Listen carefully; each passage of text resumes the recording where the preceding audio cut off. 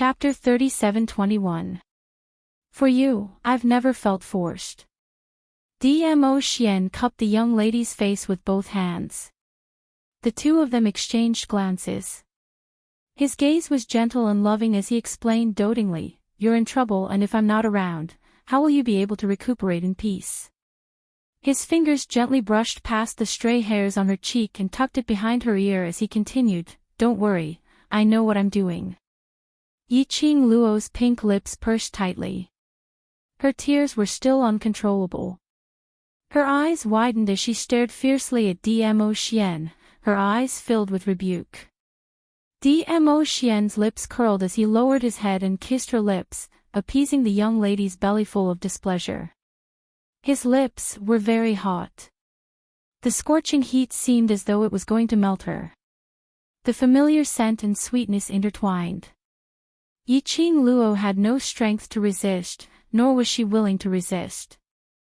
Dmo Xian's appearance made the entire auction's people and monsters all stop what they were doing. Pairs of gazes converged onto Dmo Xian in unison.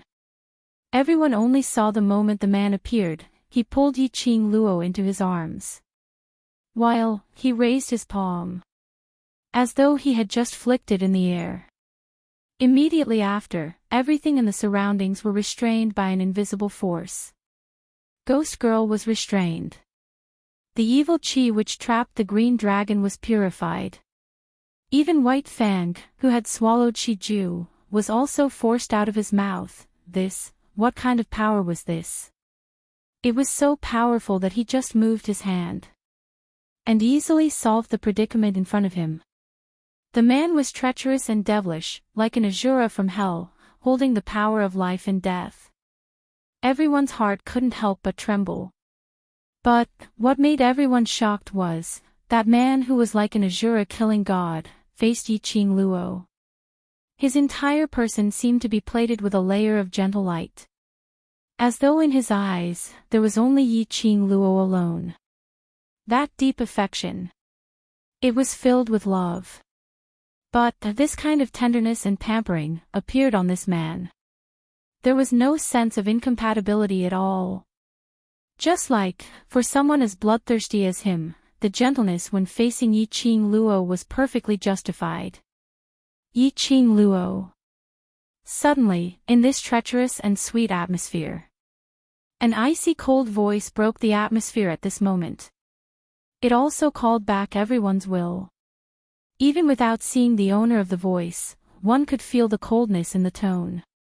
Hearing this sound, Xiao Yulu, who was lying on the ground with all the bones in her body shattered to the point that she could not get up, suddenly turned her head around.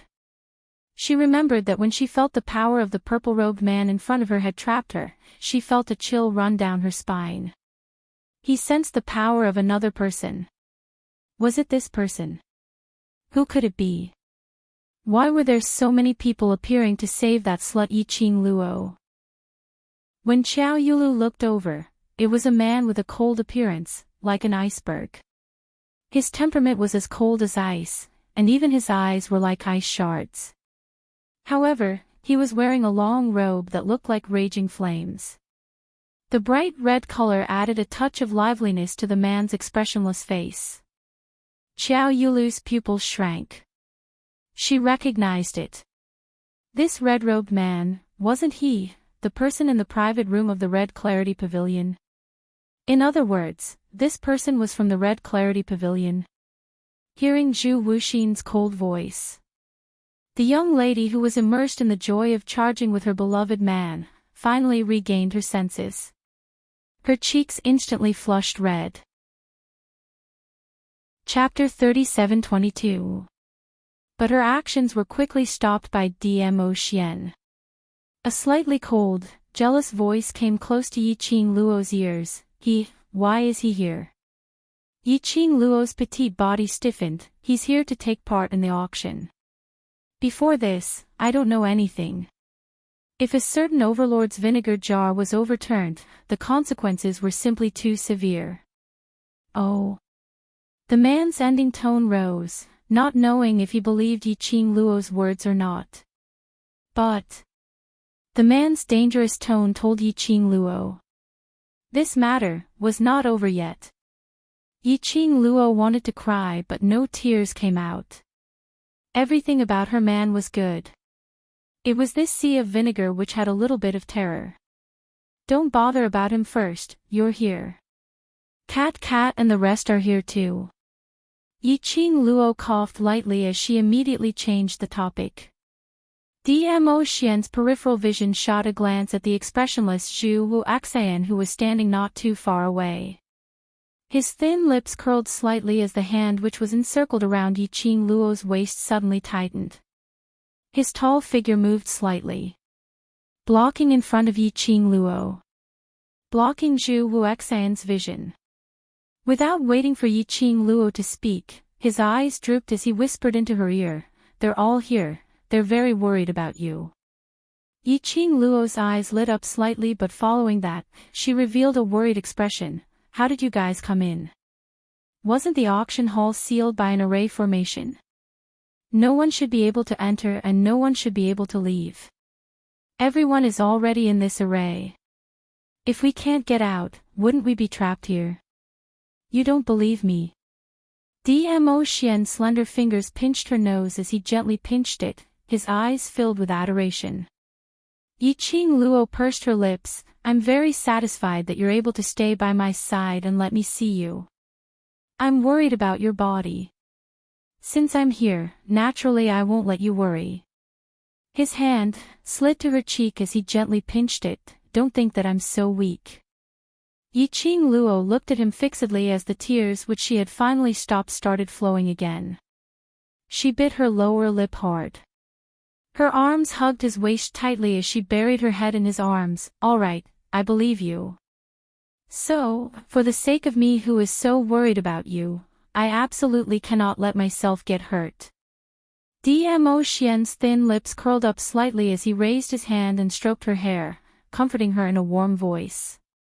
Chu Wuxin looked expressionlessly at the scene before him. He watched as the girl threw herself into the man's arms. A sweet smile appeared on the girl's face. Looking at the young girl's face, it was filled with happiness. His heart felt as if it was being pierced by countless needles. Yiqing Luo had obviously heard his voice.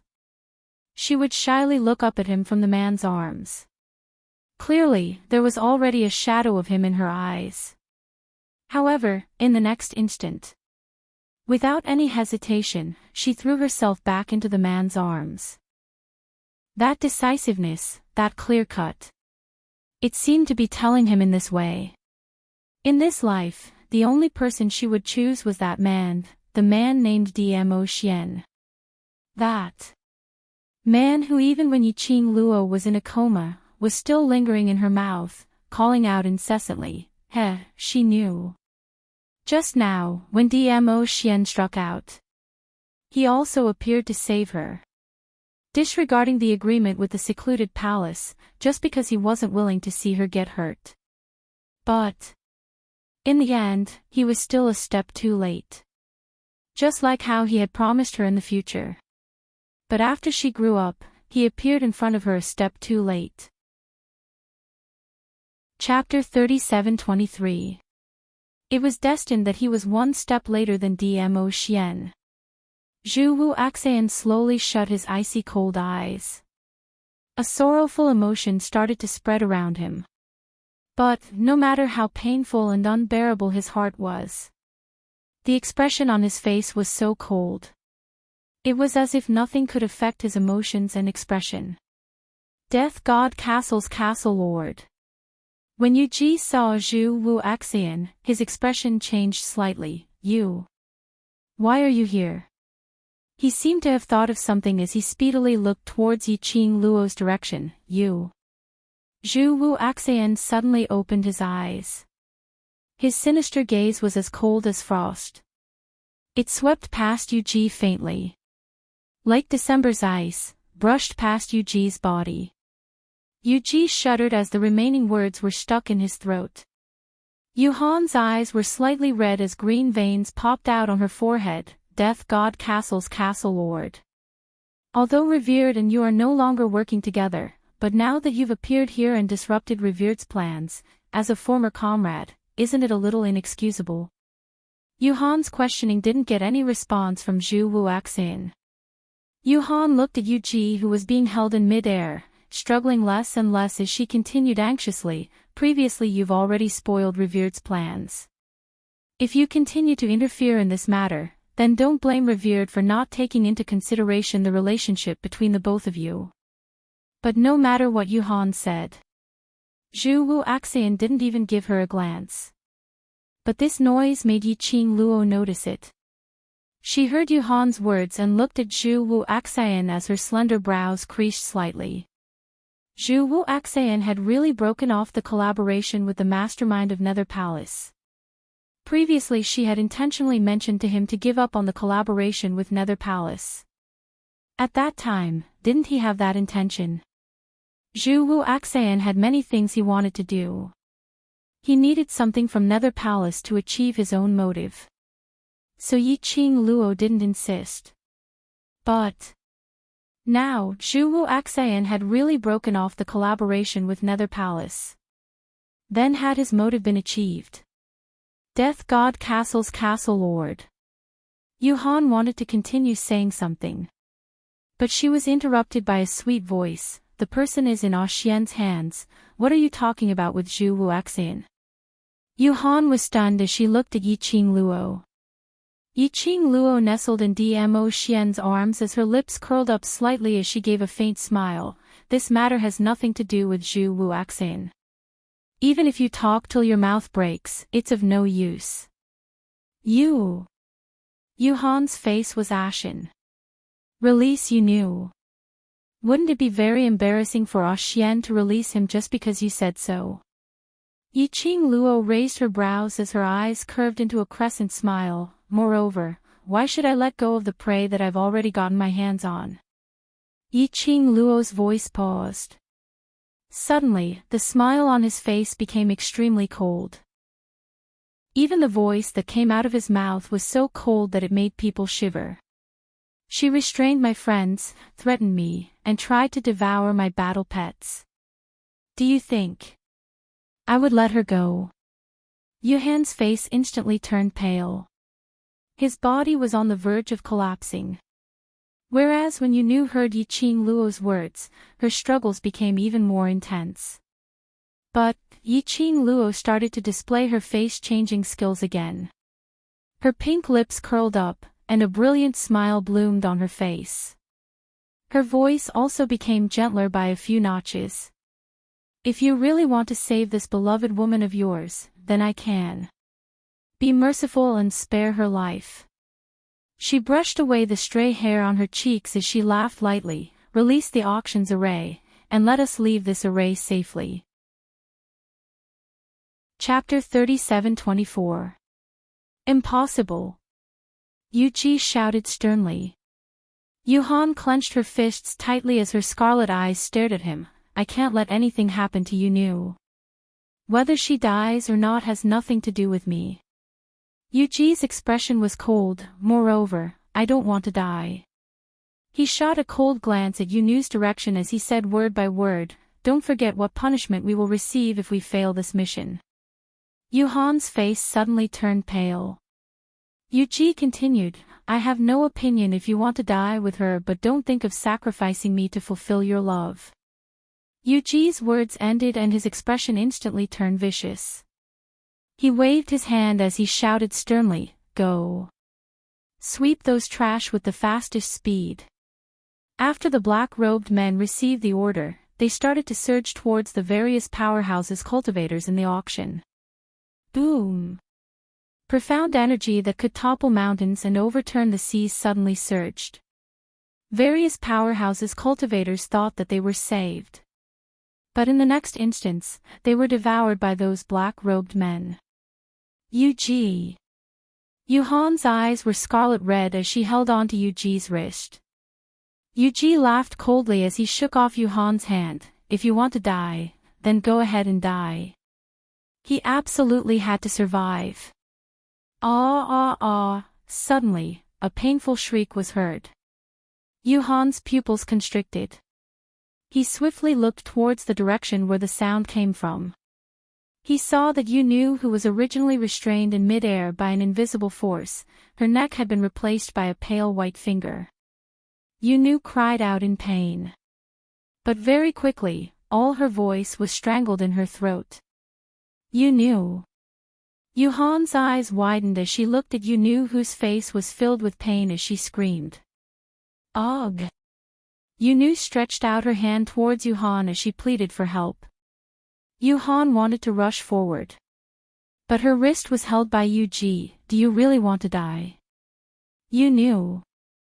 Yuhan's eyes were red as she struggled to look at Yu Nu's painful look, as though she didn't notice Yu Ji's obstruction.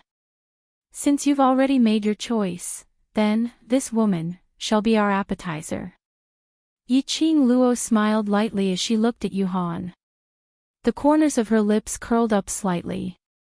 Her fingers that were clasped around Nethergirl's neck seemed to be casually resting on it. She then lowered her voice and said in a mocking tone, "Your hearts are all black. Both of you are black. Why do you still need to talk about love? You're lying." Yu Nu spat out a few words with difficulty. He loves me, he will definitely save me. Yiqing Luo raised her brows, really? But why do I feel that he loves himself more than you? The expression on Ghost Girl's face became increasingly twisted and sinister.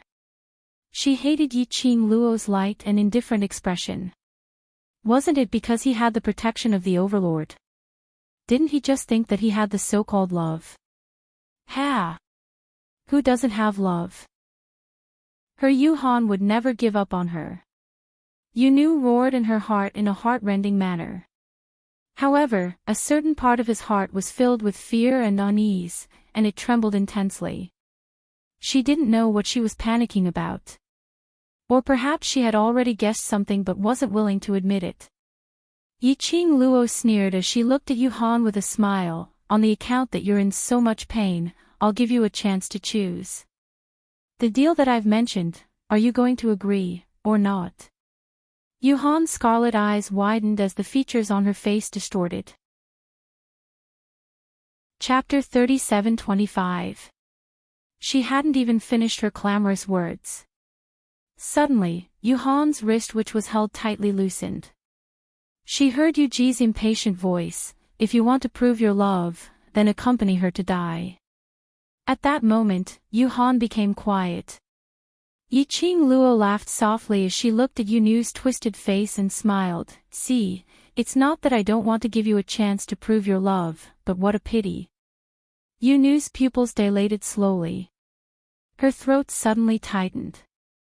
As though all her breathing was blocked in her throat. She didn't even have time to struggle. Following that, she felt a shapeless flow of air gushing into her internal organs. As though a sharp blade was cutting everything in her body. She struggled and twisted in pain. But there was no way to reduce the pain in her body. She moaned and even wanted to tear her skin apart, to expel the tearing pain in her body. Suddenly, her throat seemed to be pulled by some gas. She cried out in pain, "Oh!" She was in pain, venting. Her mouth kept on screaming Yuhan's name. Not knowing when, Yiqing Luo had let go of her. She floated in mid-air, screaming and struggling in pain. She couldn't take it. Her body wriggled as she looked at Yuhan. "Save me. Yuhan, save me." But that man who kept saying that he loved her. However, when his eyes met hers, he slowly moved his head away. Yuhan didn't move. He had no intention to save her. Yu Ji didn't hold him back at all. It was him who had already given up on her. Yu Nu's screams gradually stopped. In her mind, the words which Yiqing Luo said to her ears inexplicably rang, "Your hearts are all black. Why do you need to talk about love? That's right. All black. They were all selfish. The so-called talk about love, the so-called pledge of eternal love. Totally not suitable for people like them." So painful. So painful. Yu couldn't tell if it was Yuhan's giving up which made her heart ache, or the flow of air in her internal organs which made her feel pain. Just as the pain was eroding her, causing her to lose focus. Suddenly, Ghost Girl felt her floating body being pulled into a warm embrace. That warmth seemed to ease the torturous pain in her body. Yu's heart tightened. Joy spread from the bottom of his heart. Yuhan, she knew it, Yuhan would never give up on her so easily. However, the moment she slowly lifted her gaze, his gaze landed on the figure. Her joyful expression froze on her face. It's you, Yu spoke in a hoarse voice that was filled with surprise. The man who was holding her was dressed in a loose black robe that covered his entire body. Only from Yu's angle could she see the man's face under the black robe. In particular, she could clearly see the man's red eyes. The man frowned, his black robe fluttering in the wind. It was as if he was suffering from some great pain. The dark maiden stared blankly at the man. He also saw it clearly, when the man was hugging her, he had to endure the corrosion of the surrounding barrier. That was the enchantment which Yiqing Luo had set up. She wanted the people from the secluded palace, wanted the various powerhouses cultivators to watch her die in agony. He actually disregarded the corrosion of the enchantment and charged right in front of her. I'm sorry, I wasn't able to save you. The man's voice was filled with guilt as the hand which was hugging Yu tightened. Yu trembled. It was the pain in her body. Chapter 37-26. Yuming, you're so silly. Yu grinned as she laughed softly. The moment she laughed, a big mouthful of blood gushed out from her mouth. It was accompanied by a painful cough. But she was still laughing. She raised her hand and placed it on the man's face. But, before her hand could reach the man, her body convulsed violently. The light in her eyes was extinguished bit by bit. The hand that was raised also drooped down weakly. A teardrop rolled down from the corner of her eye. No one knew if this teardrop was complaining about her lack of understanding of people, or was it the guilt towards the man. Once Yu died, the surrounding enchantment was removed. The man carried the person in his arms, as he slowly landed on the ground. His eyes were looking at the person in his arms, whose eyes were shut. On the surface, it was calm. But his inner heart was already in turmoil. Yuhan pounced over, as she stared fiercely at this man who suddenly appeared, as she shouted sternly, "Hand Yu's corpse to me." Yuming ignored her. Yuhan pounced forward, as she stretched out her hand to snatch Yu. Before she could get close, Yuming kicked her chest, scram. Yuhan was not prepared, as she was kicked to the ground. He flipped over like a carp and stood up. Netherworld. Yu is my woman. The person she loves is me. I believe, even if she dies, she wants to die in my arms. Yuhan. Yuming slowly raised his head. Under the black robe, that pair of scarlet eyes gave off a shocking cold glint. The person who has the least right to say this is you. His voice was icy cold, filled with viciousness. Obviously, you could save her, but for your own life, you gave up on her. Such a selfish person, what right do you have to touch her? Yuhan was stunned by Yuming's eyes. But looking at Yu in Yuming's arms, her heart felt especially upset. Yuhan naturally liked Yu. So many years of feelings, it couldn't be faked. But between love and his own life, he chose himself. Yiqing Luo's conditions, he couldn't possibly agree to it. Even if Yu didn't stop him, he couldn't possibly agree to it. In Nirvana realm, their ghost hands 5 had failed time and time again. If they failed this mission again, The Venerable would definitely take their lives. And he would use the cruelest way to punish their incompetence. TSK. Ah, Xian, I'm right, aren't I? Your heart is black, and so is your love life. A clear and melodious voice rang out lightly. That laughter was filled with ridicule and ridicule. Yuhan's face instantly turned ashen, and a sinister black aura appeared between her brows. Following the girl's voice, Yuming slowly looked over. Yiqing Luo calmly waved at Yuming, long time no see. Yuming lowered his head and took a look at Yu Nu in his arms before raising his head and meeting Yiqing Luo's gaze. His scarlet eyes seemed to be burning with a sea of fire. Seeing this, Yuhan's eyes flashed. Yuming, now is not the time to be calculative. You're also a member of the secluded palace, and your most beloved secluded maiden had died in Yiqing Luo's hands. Even if it's to avenge Yu Nu, you should help.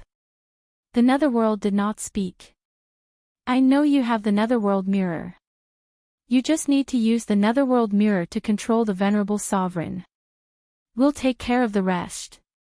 Yuhan added. He bumped Yuji again. Yuji's face darkened, but he thought about their mission and the nether mirror in Yuming's hand. Chapter 37-27. As Yuji spoke, he sized up Yuming's expression. Ghost Maiden's pain was caused by Yiqing Luo. You love Ghost Maiden so deeply, you will definitely avenge her, right? Yuji and Yuhan had been persuading him for a long time. Yuming, who had been silent like a stone statue, finally moved. He carried Ghost Maiden's corpse as he slowly moved a few steps. He faced Yuji and Yuhan's direction. His face was expressionless, his eyes indifferent. You're right, I should avenge Ghost Maiden. His voice was very soft, so soft that if one didn't listen carefully, they wouldn't be able to hear what he said. Yuji and Yuhan's eyes lit up instantly. Yuming carried Ghost Maiden as he slowly walked towards Yuhan's direction. He walked very slowly. As he walked, he lowered his eyes to look at the person in his arms, that blood on the corner of her mouth, that painful expression even in death. A trace of treachery flashed past his scarlet eyes. On the other side, everyone who saw this scene had a grave expression. Ah, Luo. Who is that person? From their tone, they seem to have something that can restrain us. Qiao Yinyan frowned as he asked solemnly. His vision seemed to sweep past the man beside Yiqing Luo. It wasn't hard to sense that the man had enmity towards him. Especially when he shouted out the two words, Ah Luo. That man's icy cold gaze seemed as though it was going to freeze him into ice. That man was Ah Luo's fiancé. In other words, the legendary Honorable Dizun. Qiao Yinyan's feeling wasn't wrong. Dmo Xian not only had enmity towards him. He didn't even allow Yiqing Luo to talk to him. Just as Yiqing Luo was about to reply, Dmo Xian suddenly clasped Yiqing Luo's waist tightly as he spoke in a cold voice, trying to restrain me. I can exterminate them anytime. Finishing his words, he lowered his eyes and looked at Yiqing Luo tenderly. Since one is already dead, why don't we kill them all, Yiqing Luo? Only Di San Sui would be jealous in such a Chinibya way in this world. This was called showing off his power in front of his love rival. Was he going to use his domineering aura to overwhelm his love rival? Yiqing Luo gave Dmo Xian a stare, using her eyes to warn him not to be jealous before she opened her mouth. Yuming is not someone who can't see things clearly. Furthermore, the underworld mirror which Yuhan mentioned is in my hands. Back in the 21st century, she had taken the underworld mirror from Netherworld's hand and made it hers. Yuhan's plan was going to fail. Furthermore, although she had not spent much time with the Netherworld, but Yiqing Luo more or less understood Yuming's character. She did not think that Netherworld would attack her in order to avenge Netherworld's death. Yiqing Luo shot a glance at Yuming, who was walking towards the cold, and retracted her line of sight. She pulled away Dmo Xian's long body, which was deliberately blocking in front of her, and looked behind Xiao Yinyan, at the unconscious Pei Xing. How is Ah Xing? Ever since Pei Xing's eruption had sent Pharaoh He flying, Qin Wentian's expression had changed. Pei Xing fainted. Fortunately, Xiao Yinyan reacted quickly and dragged Pei Xing to a safe place in time. Otherwise, Pei Xing would definitely have become the target of those dead puppets. Xiao Yinyan shook his head. He's not awake yet. Perhaps the sudden eruption of energy had exceeded the limits of his body, and his body is unable to take it. Yiqing Luo didn't feel that it was because it had exceeded the limits of his body. Earlier Pei Xing's eruption. She also sensed it. On the contrary, she felt. Chapter 37-28. Yiqing Luo expressed that they were still considered lucky. Dmo Xian rushed over in time. The pressing crisis had all been resolved. Pei Xing had profited from the misfortune and had the opportunity to advance. Azure Dragon and Shi Ju were fine. Now, they only needed to think of a way to break the auction's array, to let more people leave the auction, to stop the Palace of Darkness's plot. Yuhan looked at Yuming, who was nearing, as her eyes were filled with disdain.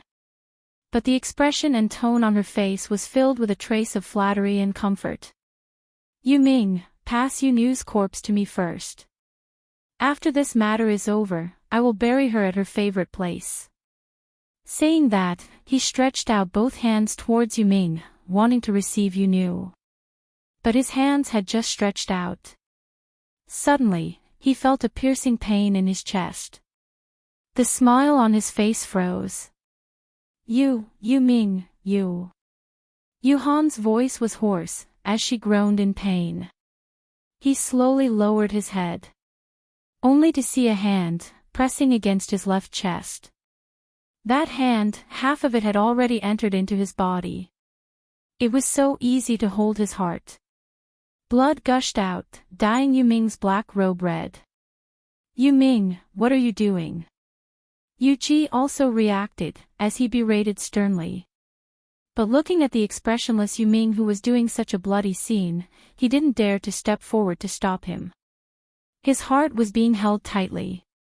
This kind of pain was simply indescribable. Yuhan's painful face turned pale, as her eyes widened, filled with doubt and puzzlement. Yuming met Yuhan's questioning gaze indifferently, as he said word by word, "What you said is right, I should take revenge for Yunu. The person who forced Yunu to her death, is you." Saying that, he grinned again, as he laughed lowly. That insincere smile, and that treacherous laughter. It was like a combination of lunatics. Yuhan only felt goosebumps all over, as she was extremely terrified. Yunu loves you so much, she's dead, how can you live on alone? I can't let Yunu stay in this icy cold hell, alone. He was still laughing. But the words that came out of his mouth, made one's hair stand. No, I don't want. Bam! The last word, death, Yuhan didn't manage to say it out. The 5 fingers on his heart, suddenly tightened. His heart was crushed. Blood splattered. His stiff body was mercilessly thrown aside. Yuming slowly lowered his hand. Blood was flowing from his fingers. He looked down at the woman in his arms and chuckled softly, "I'm sorry, I can't bear to let you walk the Yellow Springs road alone. I know you don't want me to accompany you, so I'll send your most beloved to accompany you." Yuming, are you crazy? Yuji looked at Yuming in disbelief. The netherworld hand was bleeding. His expressionless face made it seem as if he was not the one who had crushed Yuhan's heart. Yuji felt that in the next instant, it was very likely that he would come and pinch his heart. When Yuming raised his head and stared straight at him, Yuming's eyes were fixed on him. Yuji subconsciously took a few steps back. Didn't you want to avenge Yunu?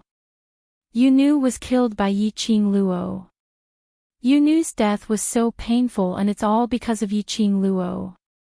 Yuji's eyes were filled with panic as he hurriedly opened his mouth. However, Yuming continued to stare at him. His gaze was as if he was looking at a dead thing. In the 5 underworlds, it was undeniable that Yuming's ability was the strongest. But it was because Yuming's eyes were different from ordinary people, and his innate talent was the strongest. Chapter 37-29. They and Yuming hadn't met each other for so many years. Yuji felt that he had matured a lot. But when facing Yuming, he still had an instinctive fear in his heart. I'm taking revenge for her. Yuming looked straight at Yuji as his voice was calm. Yuji took another step back. Are you mistaken about the target of your revenge? Yuming laughed. Yiqing Luo is someone who keeps her promises. Earlier, if you had agreed to her request, Yunu wouldn't have died. You're insane. When Yuji heard Yuming's explanation, he was so infuriated that his face turned pale and instantly turned steely green. If we let them go, the Overlord will not let us off. In the end, we still have to die. So, you'd better go and die. Yuming totally didn't listen to Yuji's explanation. As though he had lost Yunu, he had lost the intention to live. Anyway, the 3 of you have always been together. On the road to the Netherworld, walk together. Yuji stared at Yuming, knowing that Yuming's current situation could be said to be beyond cure. His eyes sunk and his figure suddenly leapt towards the direction of the black-robed man, hiding his figure in the crowd. Immediately after, he commanded sternly, "Speed up, you must complete the mission." The black-robed man let out a beast-like howl as he roared and charged towards those various powerhouses cultivators. Yuming only sneered as he looked towards the direction of Yuji and those black-robed men, his lips curled into a sinister smile. Immediately after, he turned around and carried Yunu towards Yiqing Luo. Along the way, the blood on his fingers dripped all the way. He looked even more like a lunatic than old Lai. Qiao Yinyan, executive elder, and the others subconsciously tensed up their emotions as they stared at him vigilantly.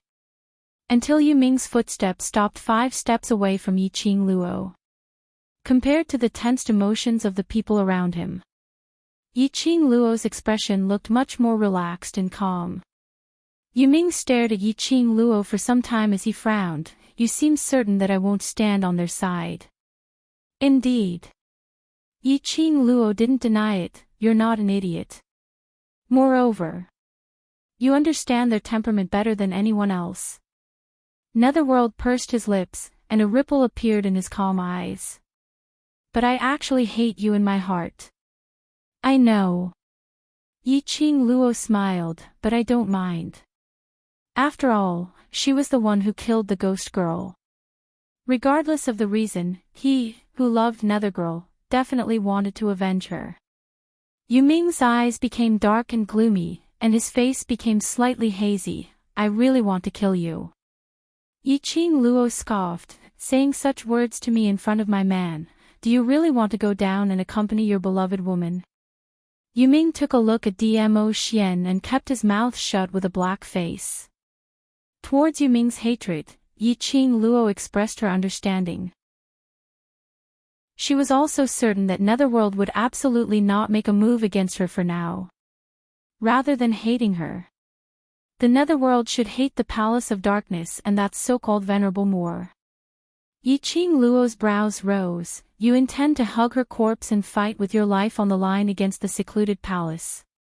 Take out the nether mirror, Yuming said calmly. Yiqing Luo laughed. The nether mirror is mine now. Are you trying to snatch it back? Borrow, use. Yuming's words seemed to be squeezed out from the gaps of his teeth. Yiqing Luo was satisfied as she threw the nether mirror to Yuming. She had already signed the blood pact with the nether mirror, so she wasn't worried that Yuming had a way to snatch the nether mirror back. Chapter 37:30. But he totally didn't bother about it. Yi-Ching Luo clicked her tongue. As expected, he couldn't be bothered to care for something that didn't belong to him. That bloodied hand was afraid of dirtying Ghost Maiden, so he didn't even dare to touch her. When he held on to the underworld mirror, he couldn't care less. Ha, men! Yi-Ching Luo ridiculed in her heart. But her eyes were fixated on Yuming's actions. There were many functions of the underworld mirror that she didn't understand. It was not practical to ask Yuming about it. She could only rely on herself to explore and learn secretly. Yuming held the underworld mirror and stared at Ghost Maiden for a long time, as though he wanted to imprint Ghost Maiden's face firmly in his mind. After a moment of silence, his fingers suddenly clenched the underworld mirror tightly as he shut his eyes tightly. The underworld mirror was aimed at Ghost Maiden. A white light flashed. Ghost Maiden's figure disappeared into Yuming's arms. Yuming held the underworld mirror tightly as he stared at the smooth mirror. His brows were filled with pain and struggle. He slowly raised his head and looked at Yi-Ching Luo. Before the battle ends, can you leave the underworld mirror with me? Although she didn't see clearly what Yuming did, but she could roughly guess. Yuming borrowed the power of the underworld mirror to temporarily preserve Ghost Maiden's corpse. Yi-Ching Luo didn't understand and couldn't understand why Yuming was so dead set on Yunu. But as a woman who was addicted to dating the Overlord, she understood Yuming very well. Alright, but this counts as you owe me a favor, so you can only use the array entrance to open the auction to repay this favor. Yi-Ching Luo agreed straightforwardly. Yuming took a look at her and shifted his gaze away, not replying to her. Apparently, he didn't want to bother with her. Yi-Ching Luo didn't pursue for an answer. Anyway, if Yuming couldn't do it, he would always owe her a favor. Qiao Yinyan stared at Yuming and sized him up for a long time before asking in a low voice, "Can this person be trusted?" He could tell that the relationship between Yuming and the secluded palace wasn't ordinary. Yi-Ching Luo nodded. Temporarily we can trust him, but we still have to be careful. Elder A was slightly worried. Since we can't be sure of his safety, why help him? What if he attacks us while we're not paying attention? Not for the time being. Yi-Ching Luo was originally too lazy to explain, but under the current situation, she needed to appease them. She thought for a while and explained the reason in a simple manner. He has a deep grudge against the Palace of Darkness and was once a member of the Palace of Darkness. He is very powerful. If he can help us temporarily, it will be a great help. Most importantly, he might have a way to break this formation. Executive Elder A's expression was very complicated, but he did not continue to ask. Let's hold off the monster's attacks for now. We're losing more and more people. Yi-Ching Luo changed the topic. In the auction, various powerhouses' elites will suffer losses, and this will have a huge impact on their powerhouses. After the matter ends, there is a possibility that they will blame the losses on the auction. Her gaze swept past the executive elder and the Linglong Palace's hall master, who had a dark expression on his face. The few of you may have to bear full responsibility. Everyone's faces turned pale in an instant. Yi-Ching Luo had already said so. They didn't dare to waste any more time. The more they lost, it was even more disadvantageous for them. The entire auction was filled with profound radiance as various kinds of techniques filled the sky. The people around them had already joined the battle. Yi-Ching Luo patted Dmo Xian's hand, which was placed on her waist. Claws. Chapter 37:31. Yi-Ching Luo expressed that she couldn't see the man's grievances. She walked past Dmo Xian and walked slowly to Pei Xing's side. The surrounding battle was too intense. If Qiao Yinyan kept paying attention to Pei Xing, it would affect his battle power. But if she ignored Pei Xing, The people from Gloomy Palace would definitely think of ways to deal with Pei Xing again. After all, they were very clear. They could use Pei Xing to threaten her. Yiqing Luo took Pei Xing's pulse and confirmed that he was fine. She thought for a moment and said to Yuming, "Use the underworld mirror to keep Pei Xing in." Yuming frowned. Ghost girl is inside. Separate. She wouldn't let Pei Xing lie together with a corpse, especially that corpse was a lady. If Gu Zixi found out about this, wouldn't she be filled with jealousy?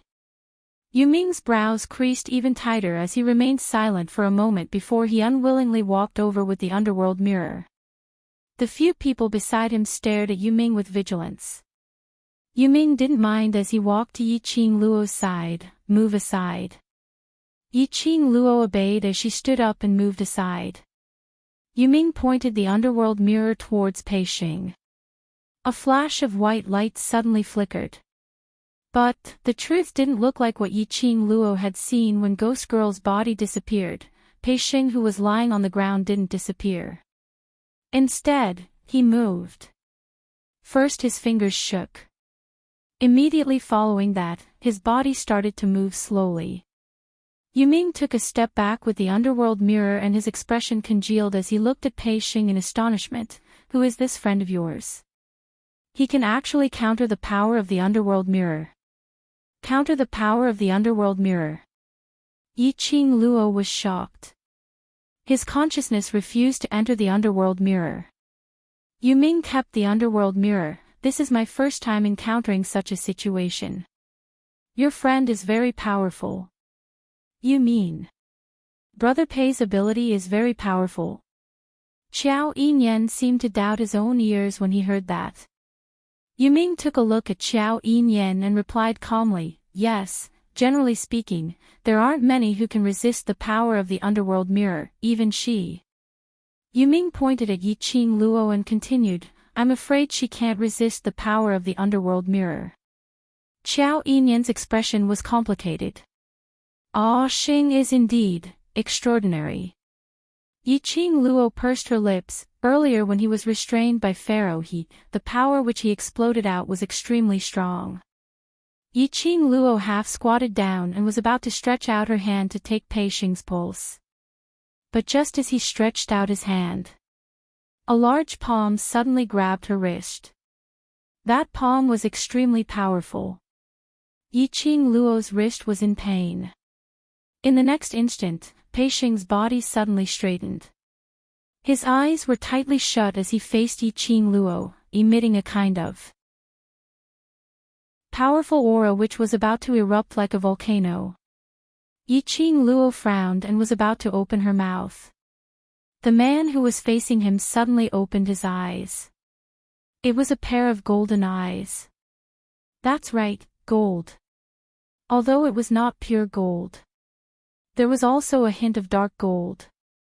But when Pei Xing's eyes met with Yiqing Luo's heart was still shaken.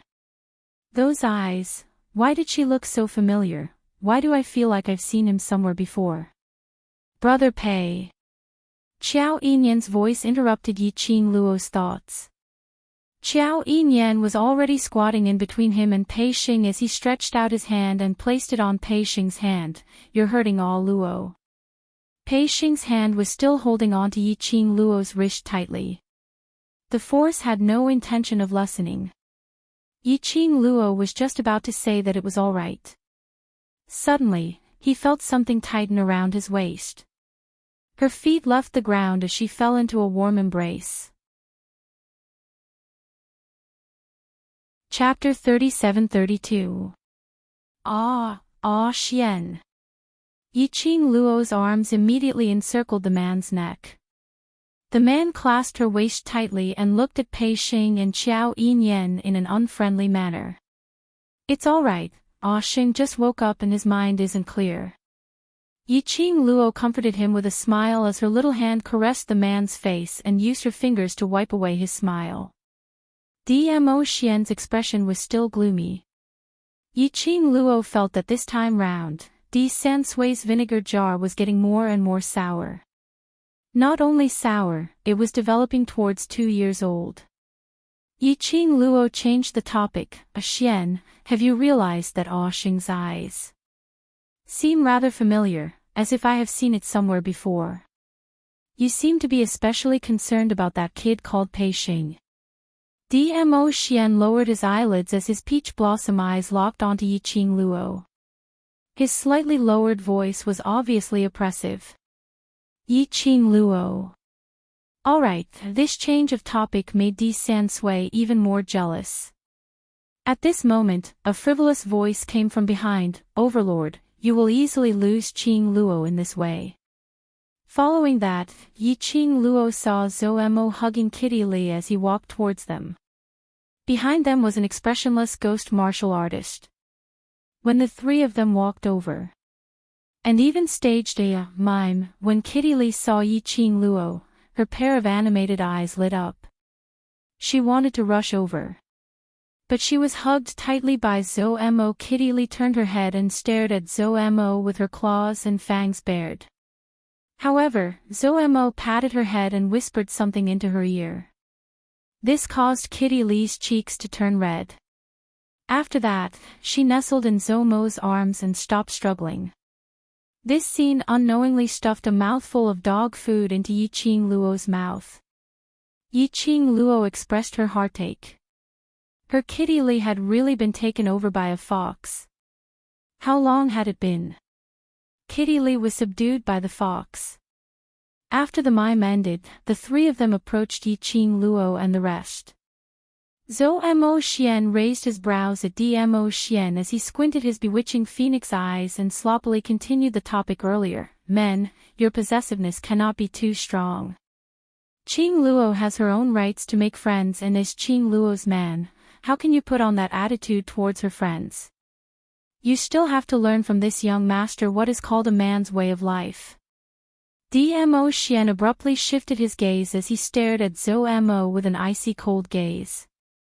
His eyes were surging with billowing waves. A chill ran down Zhou Mo's spine, and he tucked his tail between his legs. But his mouth was still unwilling to admit defeat as he raised his eyes towards Yiqing Luo. Qing Luo, do you think what I said is right or not? Yiqing Luo. Why did he bring the topic back to her again? This was a suicidal question.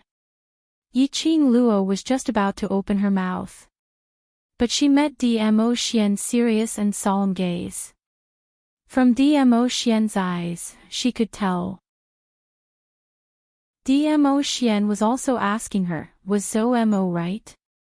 Yiqing Luo, taking a deep breath, she pursed her pink lips and looked at Zhou Mo with a smile. Enunciating each word, she asked, I just like it when my man gets jealous and cares about my looks.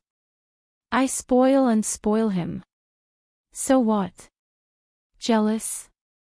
Following that, her gaze shifted downwards as she looked at Kitty Li and her smile became even sweeter. Kitty Li, since young Master Mo wants to learn a man's way of life, then you should follow what he said and tell him what is called a man's real way of life. Zhou Mo's face turned pale in an instant. Before he could even hug Kitty Li tightly. Chapter 37-33.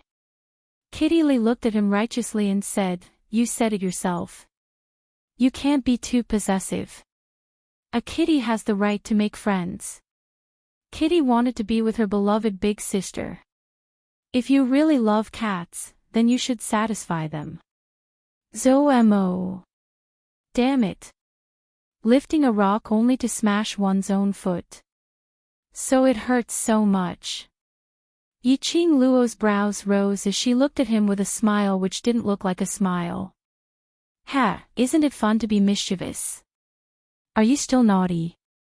Kitty Li leaned in front of Yiqing Luo as her big eyes blinked, looking at Dmo Xian who was like a stone statue, standing motionless by the side. After that, it looked at Yiqing Luo adorably. Sister, Cat misses you so much.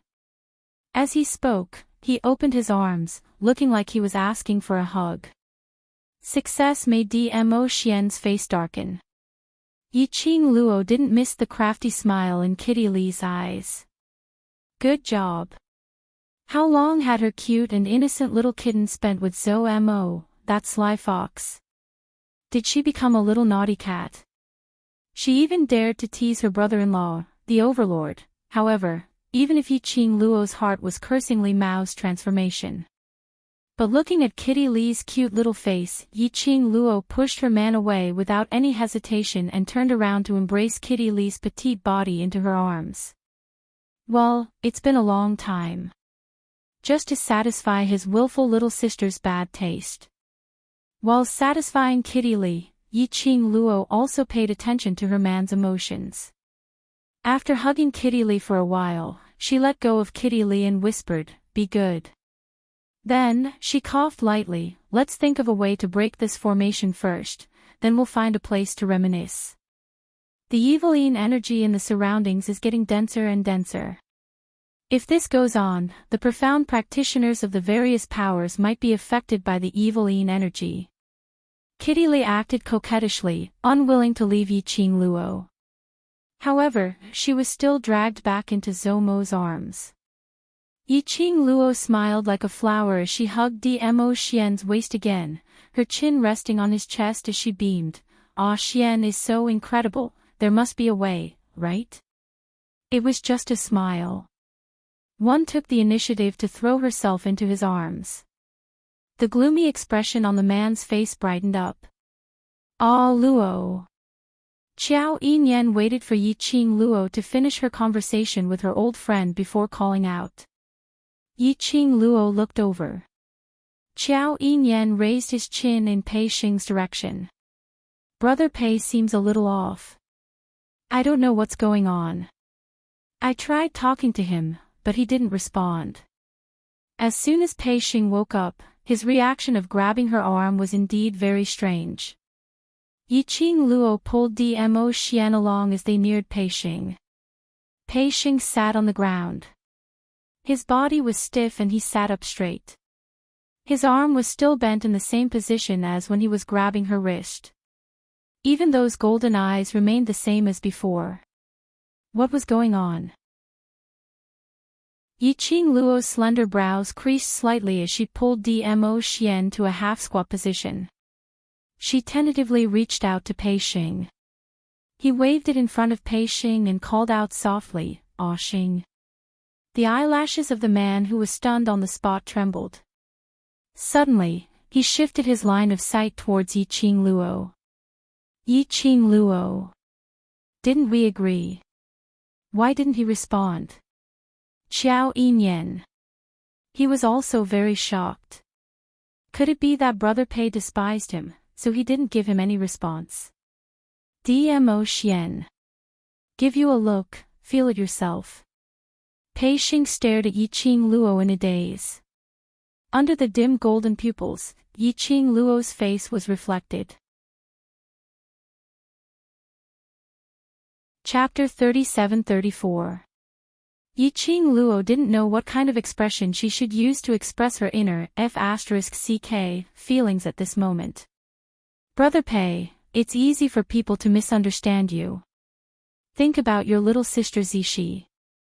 Yi-Ching Luo could clearly feel the low pressure coming from the man beside her. Yi-Ching Luo felt her throat itching again. She coughed a few times and looked at Pei Xing calmly. "How are you?"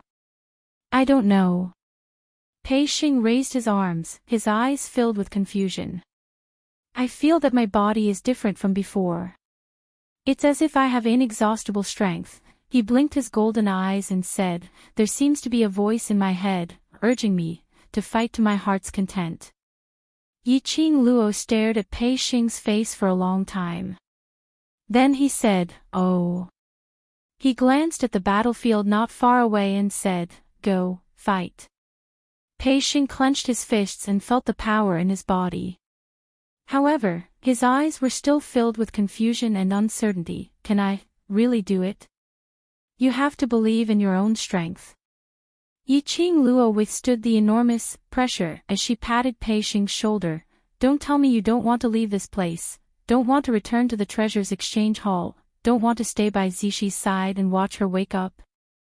No one knew if he had mentioned Zhu Bao or Zixi name. The perplexed man's eyes flickered a few times and became more resolute. Yiqing Luo retracted her hand and continued, "Haven't I said this before?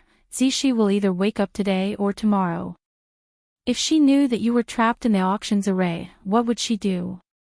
If she forced her way into the auction in order to find you, you should know very well how dangerous it is inside." Pei Xing suddenly raised his head, his clenched fists seemed to be surrounded by a thin layer of profound light. Although it was not obvious. However, his aura was extremely strong. He looked at the battlefield. Blood dyed the ground. It was a brutal and ruthless scene. His eyes gradually became sharp.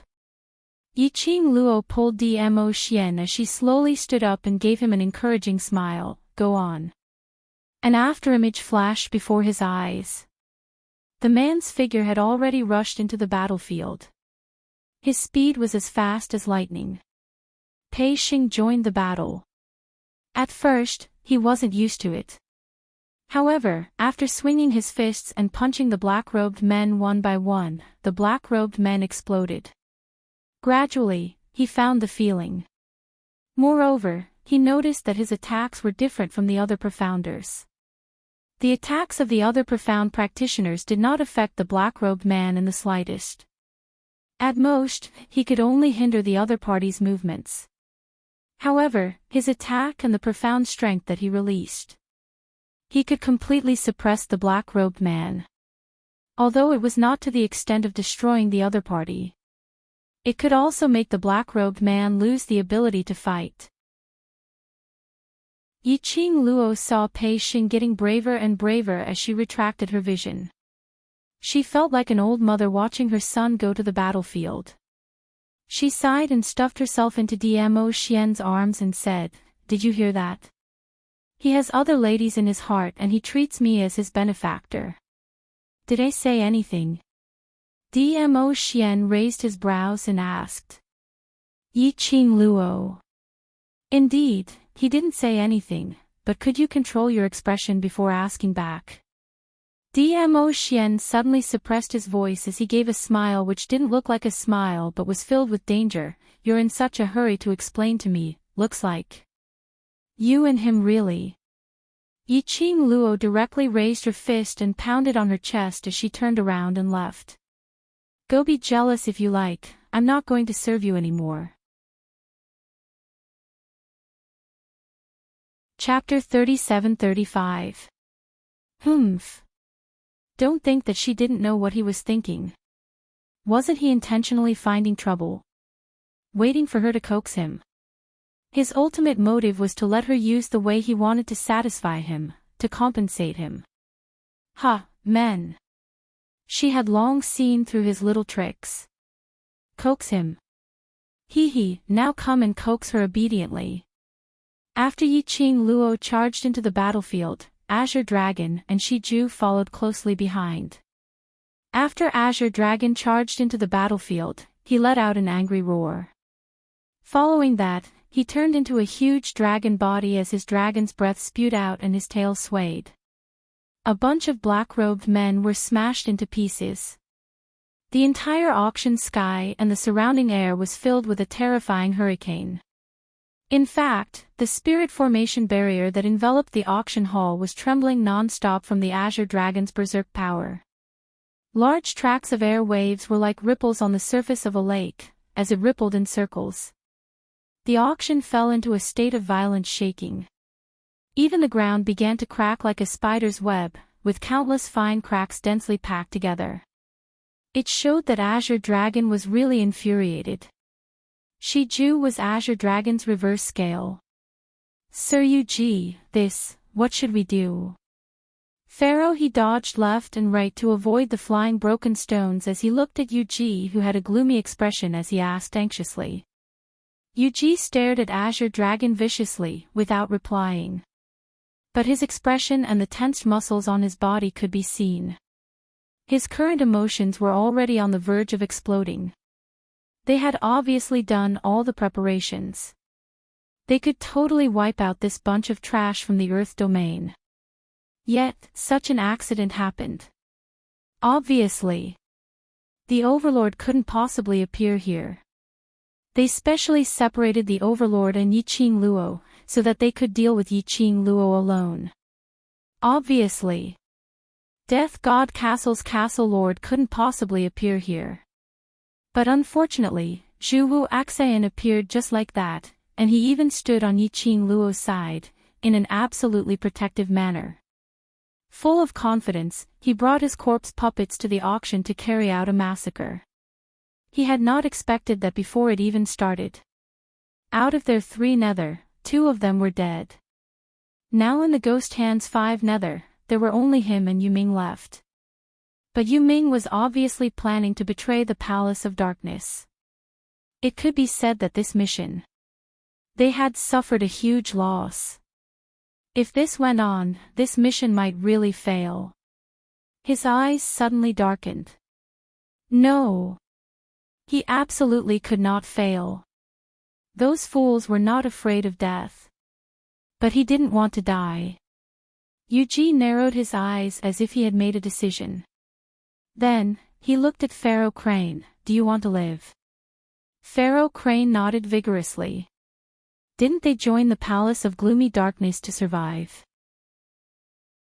Do you still remember the conditions of the deal between the Dark Organization and the Nether Palace? Yuji asked.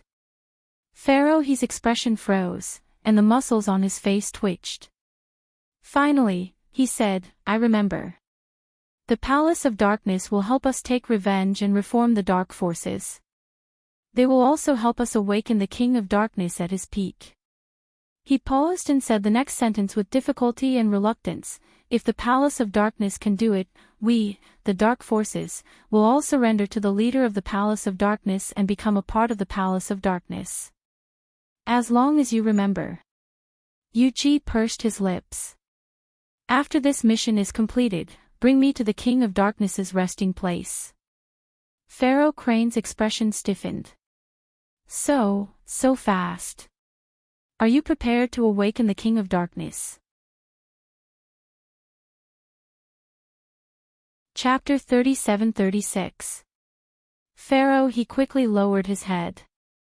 No, I wouldn't dare. Yuji gave a cold harumph. Yiqing Luo has too many helpers by her side. Palace of Secluded Darkness also needs to develop their helpers. Awakening the King of Darkness will give us an additional helping hand. After saying that, he made the final decision. It's decided. After we leave the auction, we will head to the King of Darkness's resting place. Pharaoh Crane was very nervous. However, when he saw Yuji's impatient expression, he nodded in the end. Yes. The Pharaoh of the Dark Forces who was once high and mighty. With a wave of his arm, tens of thousands of people responded. But now, he had to rely on others to survive. This was a great humiliation to Pharaoh he and the Dark Forces. It was not that Yuji did not notice the unwillingness in Pharaoh he's eyes. He just couldn't be bothered. Ever since the Dark Forces joined the Abyss Palace, the Dark Forces were just a tool to be used. Want to make a comeback? That was impossible. Yuji's eyes flashed past a glint of disdain, but the words he said were still in a normal conversational tone. Keep a close eye on the Overlord and Death God Castle Lord. Today's mission absolutely cannot fail. I'll go deal with Yiqing Luo and that dragon. You. Pharaoh Crane widened his eyes. Yiqing Luo and that dragon were hard to deal with. However, Dizun and Death God Castle's Castle Master were even more difficult to deal with. How could he keep an eye on her? However, Pharaoh he was not allowed to refuse. Yuji had already leaped up and charged in the direction of Azure Dragon. A dense evil aura emanated from his body. Yiqing Luo shot a glance at Yuji as her lips curled up, sneering as she flicked her fingers. The gourd flame fan that was originally aimed at the black-robed man suddenly closed. Shortly after, a mysterious light surrounded the glowing flame fan. The profound energy that soared to the sky was like a sharp blade, as it shot straight towards Yuji's face. When the evil yin chi collided with the bright red light, the air vibrated. The dark force collided. A huge burst of sparks exploded. Immediately after, a huge leopard's claw slammed down on his head. Yuji immediately dodged to the side. He was hit in the chest by the remaining power of the Xian light. He grunted and took 2 steps back. He clutched his chest as his sinister eyes, which were suffused with black chi, stared deadly at Yiqing Luo. Yiqing Luo raised her eyebrows in ridicule. Her long and narrow eyes seemed to be wrapped in frost, finally willing to make a move. I thought you were going to continue to be a coward. Yiqing Luo, you will regret saying this. Yuji's eyes turned cold as the black gas enveloped him completely. He suddenly let out a roar. The hand that was covering his chest suddenly exerted force and directly plunged into his own body. Blood gushed out and dyed his hand red. However, it was as if he couldn't feel the pain. The expression on his face contorted and became crazed. The corners of his mouth curled up into a horrifying sneer. What is he trying to do? Suicide. Yiqing Luo was stunned by Yuji's actions. Old Man Tsang said seriously, "Little Luo, don't let your guard down. I think he's planning to use his own flesh and blood to cast some forbidden technique." Yiqing Luo. Another forbidden technique. Other than using sinister methods, couldn't the Dark Palace fight them head-on? Yiqing Luo pursed her lips as she looked straight at Yuji. Forbidden technique, right? A forbidden technique which has been interrupted, can it still be a forbidden technique? Her 5 fingers moved and the gourd flame fan turned into streaks of neighborhood light as it entangled towards Yuji from all directions, attempting to interrupt Yuji's thoughts. But just as her attack was about to get close to Yuji. Chapter 37:37. Bam! The profound light collided with the protective shield, causing the air to vibrate and shake violently. Yiqing Luo frowned and was about to attack further. Suddenly, a huge monster suddenly appeared in front of her. A huge roar with a fishy smell hit her in the face. Yiqing Luo even felt that the surrounding air had sunk into a burst of violent turbulence. She frowned, raised her hand and used the glower flame fan to block the incoming hurricane. What was going on? In front of her was a huge wave of profound chi. She couldn't see clearly what was happening in front of her. She could only hear the sound of cold air being sucked in, mixed with a few exclamations. Following that, there were terrified screams. As the fluctuation in front increased, the wave in front of her also dispersed in all directions.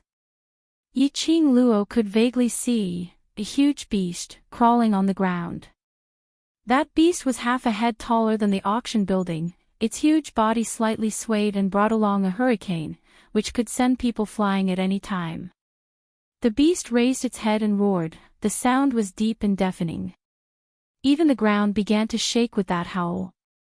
That disgusting stench was emitted from the beast in front of her. What kind of monster was this? Was it the same as the fake white dragon's white fang, a corpse puppet?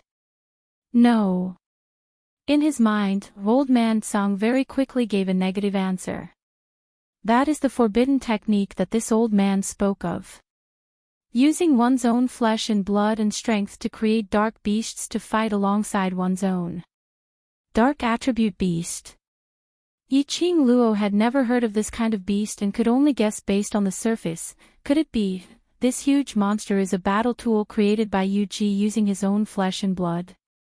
You can say that. Old Man Tsang said, this is completely different from a corpse puppet, because it belongs to the illusory category. That beast can cause huge damage to you, but your attack is like hitting the fog, it doesn't hurt or itch. Yiqing Luo's pupils contracted, so exaggerated.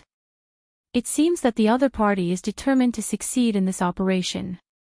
Old Man Tsang said solemnly, you have to be careful.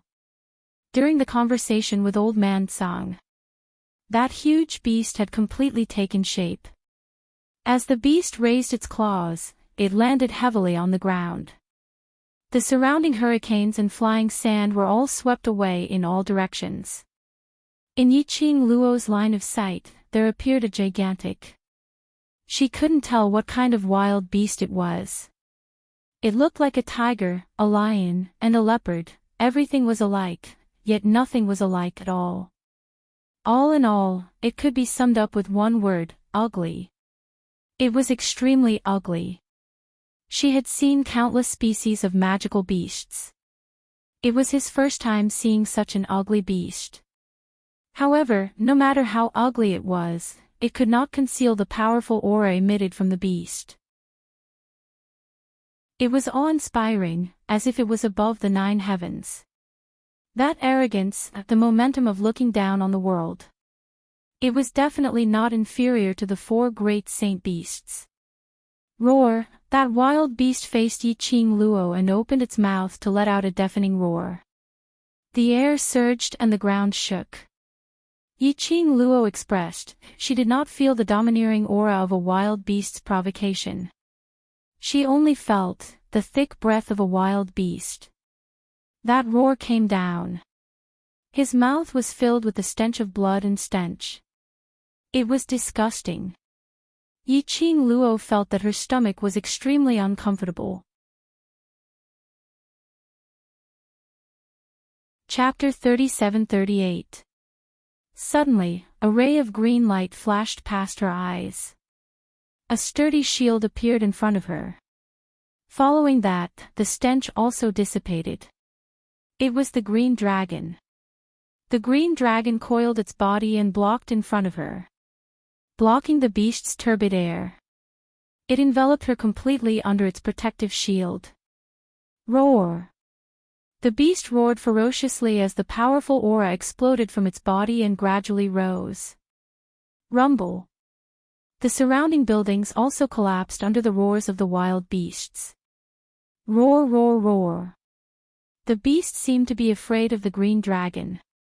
After it realized that it was unable to attack Yiqing Luo, it turned around and waved its claw towards the other side of the battlefield.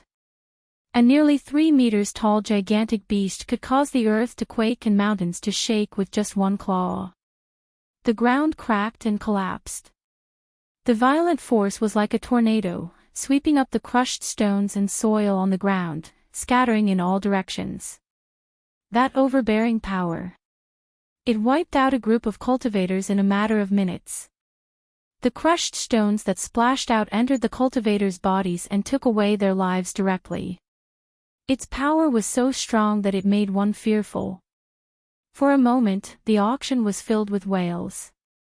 When the cultivators from various powerhouses saw this beast, they thought of that white dragon monster which had been slashed. Apparently, this beast in front of them was much more powerful than that white dragon monster. They didn't even have a chance to retaliate. Were they really going to doom today? Everyone's mood instantly fell to the bottom of the valley. The atmosphere of despair filled the air. Roar! The beast was very satisfied with everyone's fear towards it, accompanied by Yuji's cold laughter. The beast suddenly leaped up and flew into the sky. That huge body was extremely agile. With this leap, he jumped several zhang high into the air. The hurricane that was stirred up by his body carried the momentum of a tempestuous wave, and it forced the surrounding profound practitioners to fly backwards. Screams came from everyone's mouths. After the beast leaped up, it quickly rushed down in their direction. Heavens! Is this beast trying to crush us to death? Quick! Spread out! Help! Help! The crowd watched as the beast's huge body fell like a huge meteorite. A majestic and thick dark force followed. The entire sky was filled with violent profound energy, like a tide. It was unstoppable. A single monster was enough to annihilate all the elites from the major forces. What kind of terrifying organization was this? Those profound practitioners who were sent flying didn't even have the chance to dodge. They could only look on helplessly as the huge beast charged towards them. Boom. Caw-caw. Caw-chaw. The huge explosion was deafening. A berserk power swept out. Even in the air, there seemed to be cracks appearing. The space trembled, and a surging wave of energy slammed into everything in the surroundings. Everyone's hearts were in their throats. Fear and despair before death took over his entire heart. However, under this earth-shattering explosion of power, none of them felt their lives slipping away. The feeling of surviving made everyone feel both shocked and joyful. They widened their eyes and looked at the sky full of dark rays in confusion.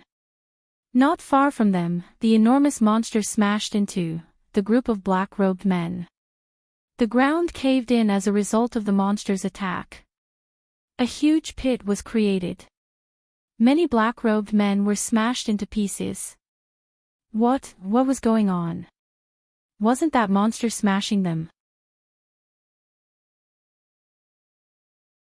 Chapter 37-39. The next moment, the doubts in everyone's hearts were answered. In the deep pit where the monster had collapsed, a red figure suddenly appeared. The red-robed young lady had a devastatingly beautiful face, a pair of long and narrow eyes, as though the stars were ravaging. She was obviously dainty like a flower.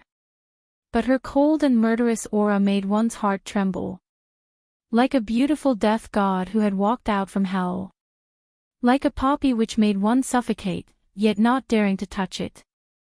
In that huge deep pit, the young lady's figure was extremely petite.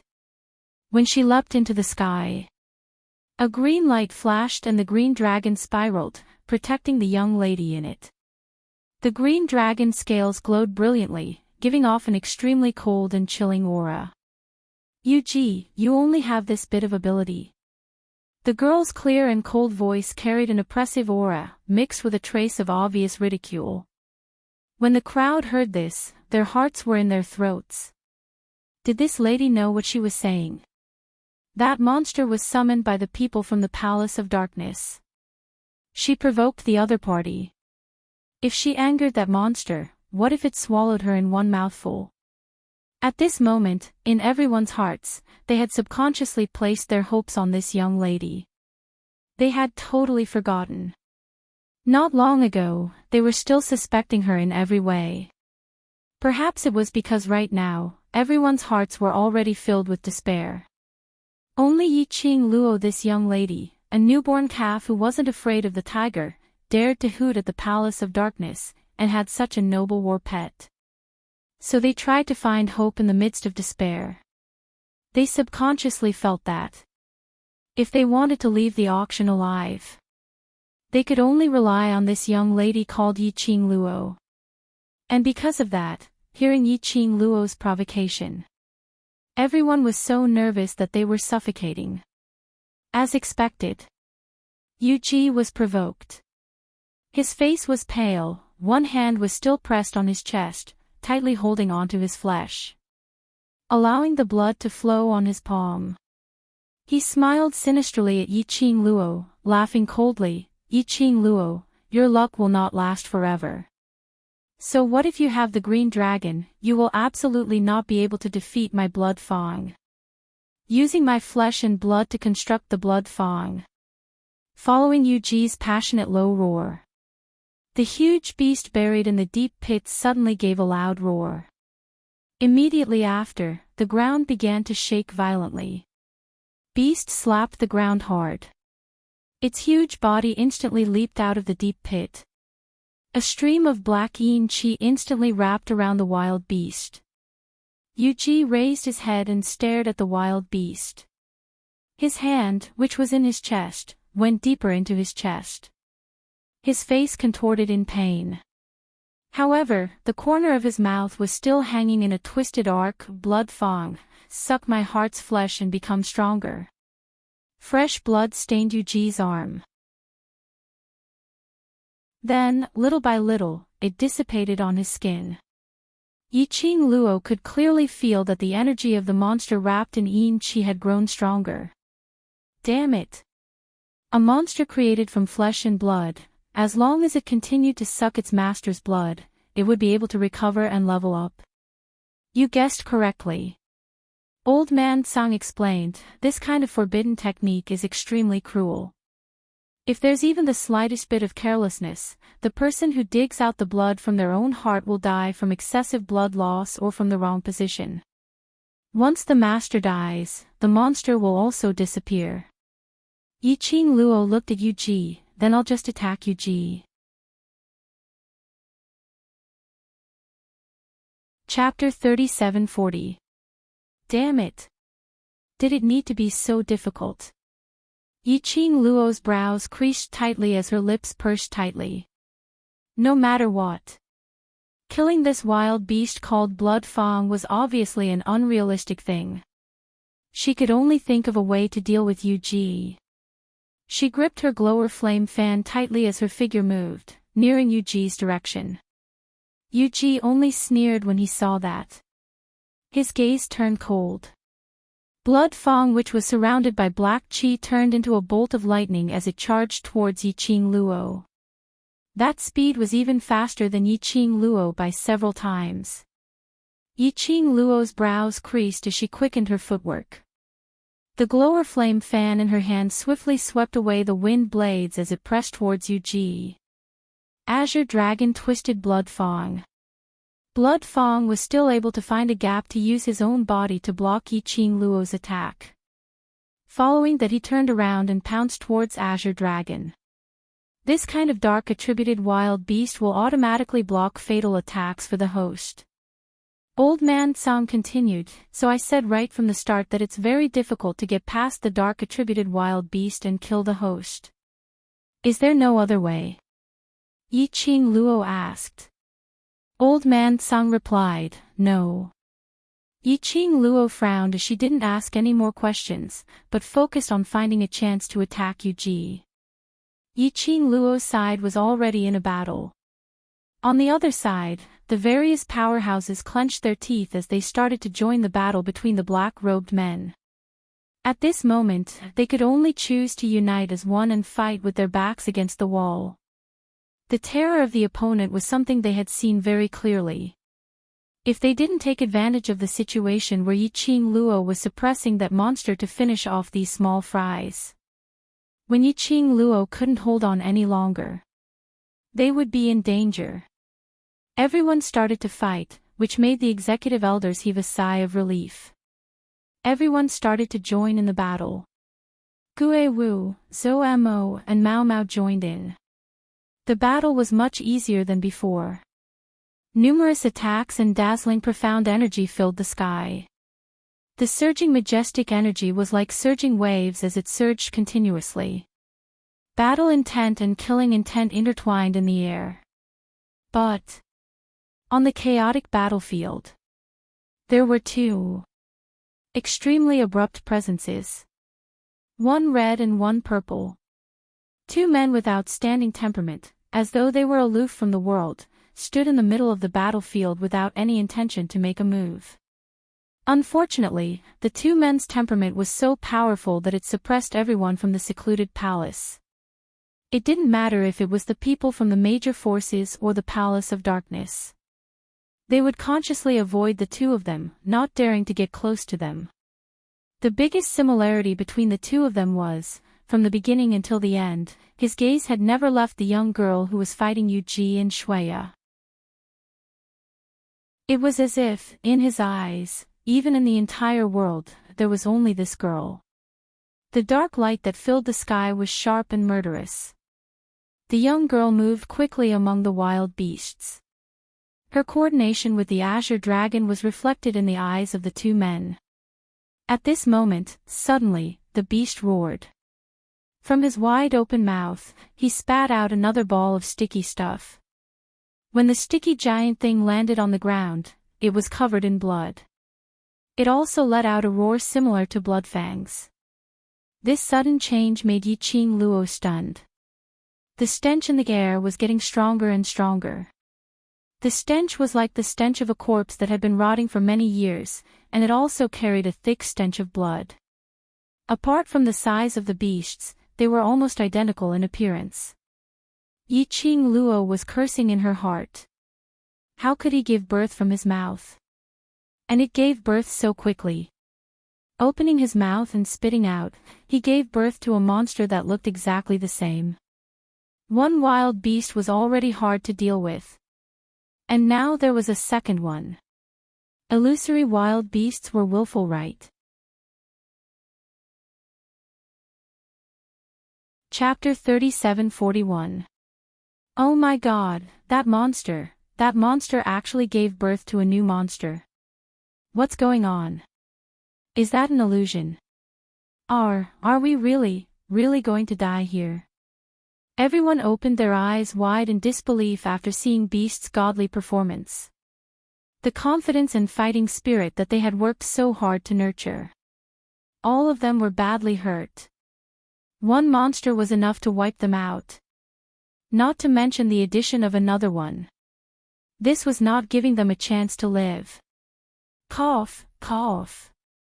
The Palace of Darkness said that as long as you join us, you can leave this place alive. While everyone was panicking, a voice panting heavily sounded, enunciating every word. Xiao Yulu walked out from the corner.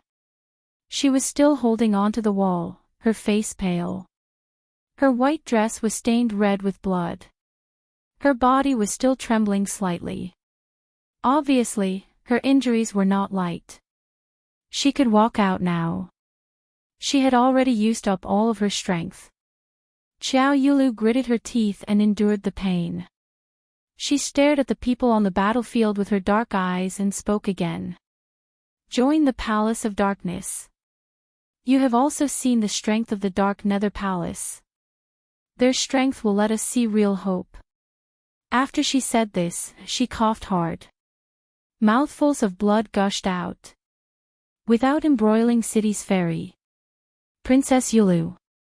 Everyone was attracted by Xiao Yulu's voice and looked at her. After hearing Xiao Yulu's words, their expressions were no longer as resistant as before, instead, they loosened up. After seeing the power of the Palace of Darkness, those who wanted to live would naturally, no longer resist. Looking at the huge beast, the ground full of blood and corpses, everyone's heart started to waver. With Xiao Yulu's help, Yuji seized the chance and said, "That's right. As long as you join the Palace of Darkness and become its disciples, I will guarantee your safety." I will join. Me too. Is what you're saying true? As long as we join, we can leave the auction. Then I will join too. More and more profound practitioners, driven by fear, chose to join the Palace of Darkness. There were also some who wanted to make a decision after leaving the auction. But, such little cleverness. How could the gloomy palace, which had always played dirty, not be on guard? As the profound practitioners who joined the Nether Palace walked towards the black-robed man according to Yuji's request, a ray of black light scattered across the sky like a fairy scattering flowers. Strings of black light flowed into the bodies of the various profound practitioners. The expressions of all the profound practitioners changed greatly, and they immediately covered their chests as they questioned in panic. Yuji's face was pale. Because one of his hands was still stuck in his chest, he looked extremely sinister and terrifying.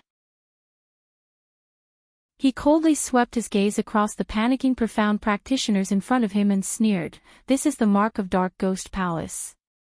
After becoming a disciple of Dark Ghost Palace, you can only be loyal to Dark Ghost Palace. If you do anything that goes against Dark Ghost Palace's mark will devour your flesh and soul." What? What kind of bullsh T mark is that? Aren't you making things difficult for me? I don't want this kind of mark. Quickly expel it from my body. Chapter 37:42. Someone shouted, "Don't try to scare me. I don't believe in this. Using such a method to force me. I don't want to do it anymore." The man cursed as he turned around and walked towards the direction of the major forces. However, before he took a few steps, suddenly, that person stopped. Then, he let out an extremely tragic cry. That person turned into a mist of blood in front of everyone's eyes. The most shocking thing was, within the blood mist, there was a ball of black flowing light. The flowing light flickered. The blood mist gathered towards the flowing light. Then, it returned to Yuji's hand. This scene stunned those profounders who were clamoring. They pressed their chests. Their faces were filled with fear and unease. The thing that entered their bodies was like a timed attack device. It was very likely that they would all be devoured in the next instant. How would they dare to act rashly? Is there anyone else who wants to leave? Yuji sneered when he saw that he had successfully intimidated everyone with this move of killing the chicken to warn the monkeys. All the profound practitioners' faces were pale and filled with fear. No one dared to clamor anymore. However, this caused those profound practitioners who were planning to join the Nether Palace to start hesitating again. What are you hesitating for? There's nothing to hesitate about. Xiao Yulu tried to persuade them again. However, after saying this, she seemed to have lost all her strength. Her body went limp and she sat on the ground against the wall. Her blood stained the ground. She held on and continued, as long as you don't have any thoughts of betraying the Palace of Darkness, so what if this imprint is in your bodies? I feel that this will not affect you. Everyone turned to look at Xiao Yulu at the same time. They seemed to be struggling with Xiao Yulu's words. Yuji threw a look at Pharaoh He. Pharaoh He's eyes flashed slightly, but he did not say anything and flew towards Xiao Yulu. Pharaoh Crane landed behind Xiao Yulu, and with an indifferent expression, he took out a medicine bottle that was suffused with black gas from his spatial pocket. He poured out a medicinal pill and threw it at Xiao Yulu's feet. His voice was cold and aloof. This is a medicinal pill given to you by the Palace of Gloomy Darkness. After consuming it, your injuries will be healed. His arrogant attitude made Xiao Yulu frown. However, her fatigue and injuries had worsened, and she no longer had the strength to argue with the Pharaoh Crane. As a matter of fact, Pharaoh He threw the pill to her. In her heart, she did not want to eat it. However, when he thought of what had happened to the people from the Palace of Darkness, he felt that it was a pity. She still took a deep breath, raised her hand forcefully, and groped for the pills by her feet. His fingertips clenched the pill that was covered in blood and dust. She closed her eyes and swallowed the pill. Pharaoh He glanced coldly at Xiao Yulu before looking at the profound practitioners from the various forces. As long as you join the Palace of Tenebrous Shadow and remain loyal to it, you will definitely be rewarded handsomely. What the Dark Nether Palace doesn't lack are all kinds of secret skills and precious elixirs. As he spoke, Xiao Yulu, who had been on the verge of death, quickly stood up after swallowing a medicinal pill. She looked at her own body in surprise. His face was no longer pale from his severe injuries. His eyes were filled with vigor. Thank you, Palace of Gloomy Darkness.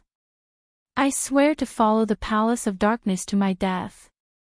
Xiao Yulu was wild with joy as she said to Pharaoh He.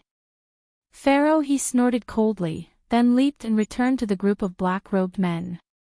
The speed of Xiao Yulu's recovery left all the profound practitioners speechless.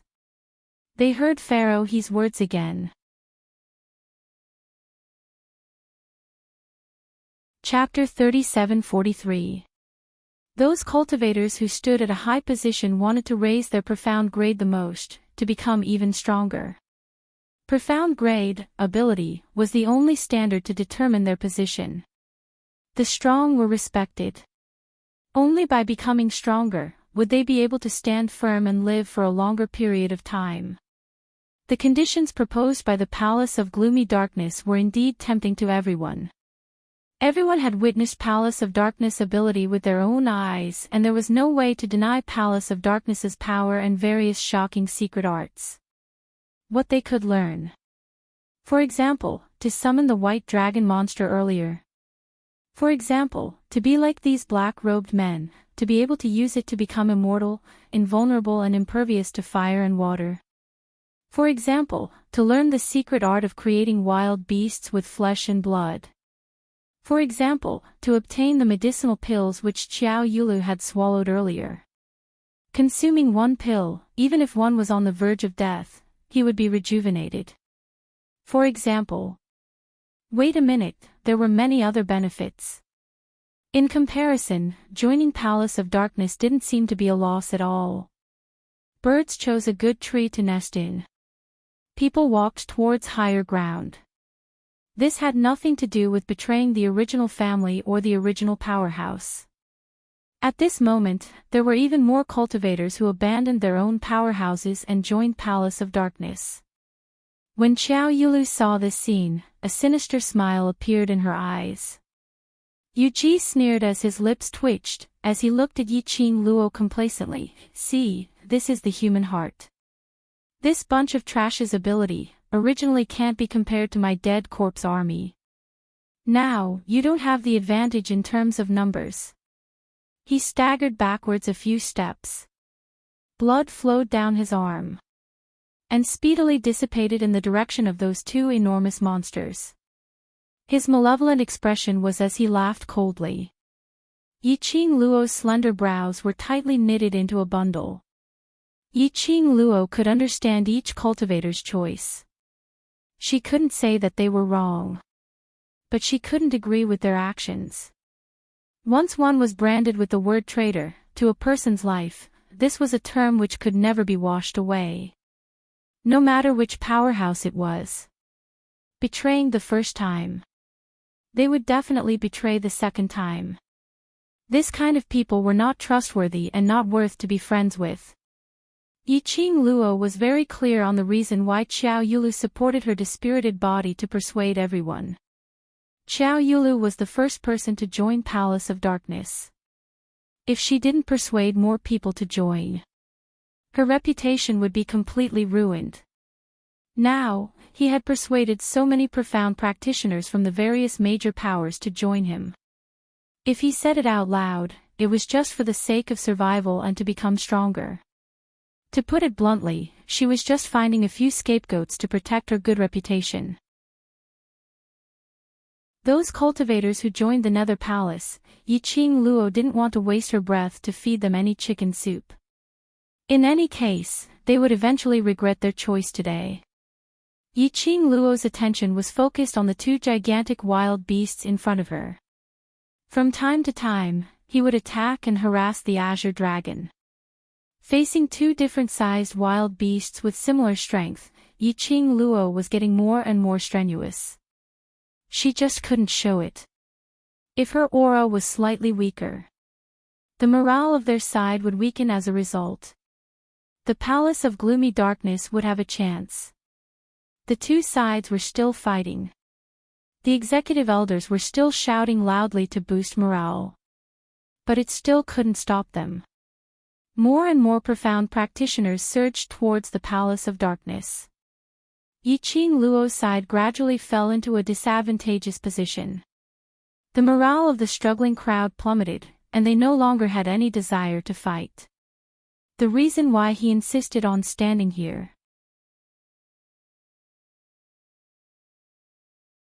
Chapter 37-44. The sky was dyed red by the dark clouds that were shrouded in blood. More and more profound practitioners fell to the ground. Just a moment ago, they were comrades. The next moment, he became an enemy, and he even died at the hands of the other party. Yi Qing Luo's brows creased tightly when she saw this. If he didn't do something to boost the morale of the soldiers, then he would definitely die. This group of profounders were simply waiting for death. She glanced at the two blood fangs that surrounded her, and her eyes flickered slightly. Azure Dragon. The Azure Dragon let out a low roar. Immediately after, Yiqing Luo's 5 fingers moved and the glower flame fan suddenly surged, drawing out a strong airflow, chopping down towards the 2 blood fangs. Meanwhile, Yiqing Luo leapt up and flipped onto the green dragon's back. The azure dragon's huge tail suddenly flipped. Heavy waves of qi crisscrossed the sky. A berserk power that seemed capable of destroying heaven and earth slammed against the ground like raging waves. The entire battlefield was covered in rubble. In this chaos, Yiqing Luo called out to Shiju, who was battling with Li Mao and the others in her heart. Her body suddenly fell down. Shiju's massive body caught her firmly. Then, it quickly flew towards where Pharaoh Crane and Xiao Yulu were standing. Yu Ji, who was protected by 2 blood fangs, couldn't move. But, Pharaoh Crane and Xiao Yulu, these 2 scum. It shouldn't be a problem to solve it. Yiqing Luo expressed that she, a person who had not even reached the standard to ascend to the Earth Realm, in order to motivate a group of Earth Realm cultivators, she was willing to give it her all. If this group of profound practitioners were still so weak. Could she choose to become evil and kill them with her own hands?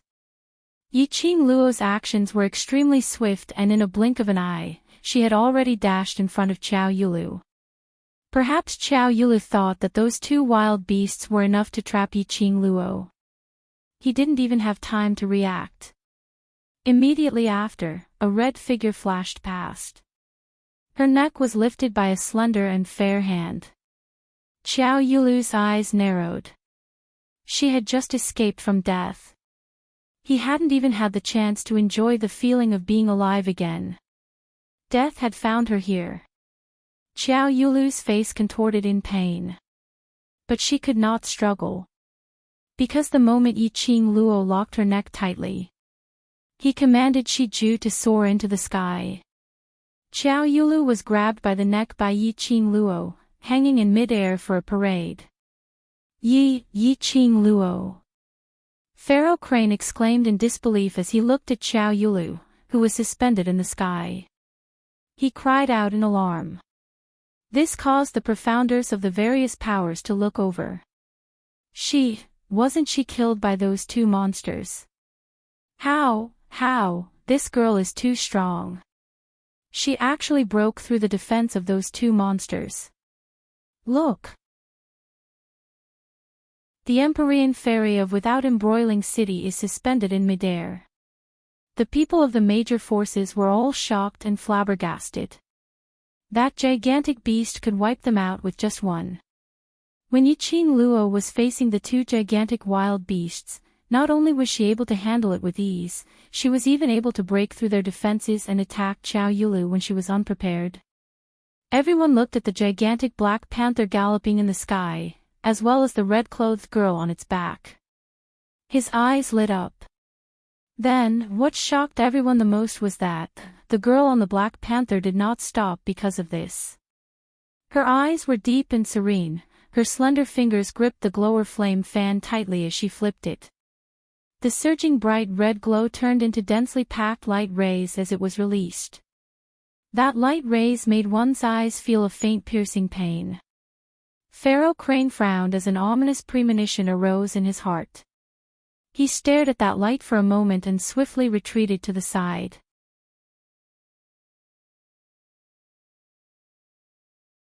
Chapter 37:45. The next moment. Under the densely packed red rays of light, Chen Xiaolian's eyes widened. No one had noticed that under the bright red light, there was a hint of silver lining. By the time Pharaoh he sensed the chill, it was already too late. The hidden silver threads under the glower flame fan had already wrapped around Pharaoh he. Following that, Yiqing Luo hooked her finger. The glower flame fan closed.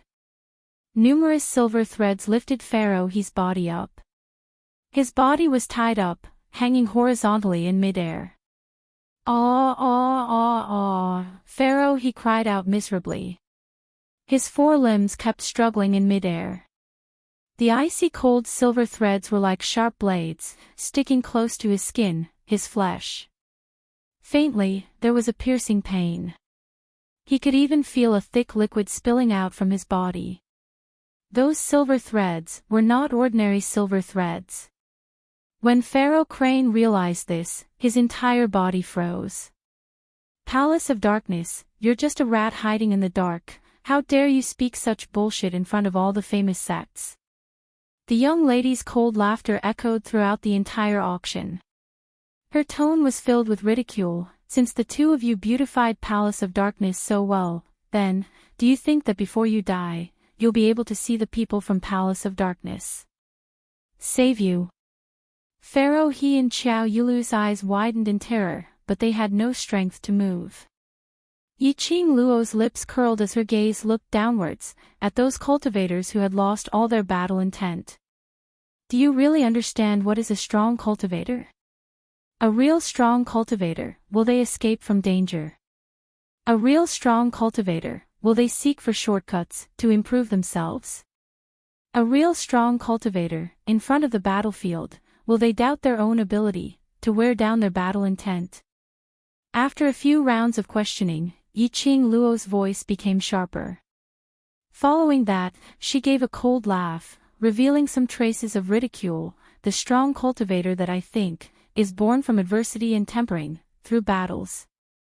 Facing an opponent who is stronger than you, even more powerful, shouldn't be fear. But your battle intent is ignited. To improve yourself, to the extent where you are able to battle with the opponent.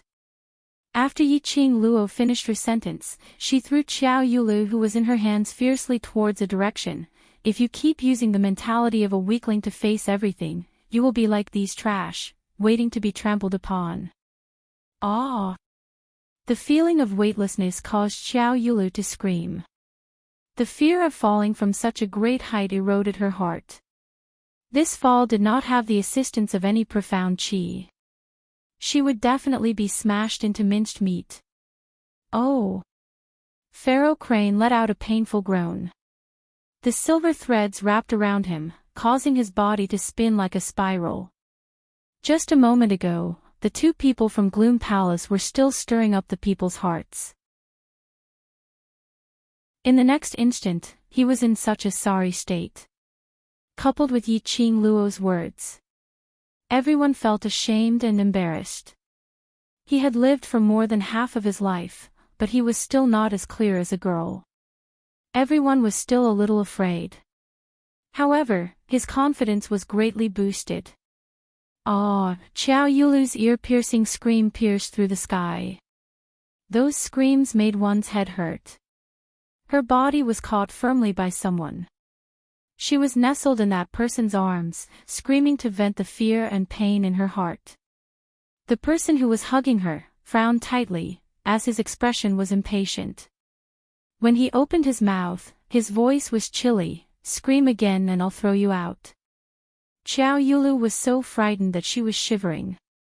Hearing that voice, her tightly shut eyes immediately opened, as her eyes stared intently at the person who was hugging her. When she saw that person's face clearly.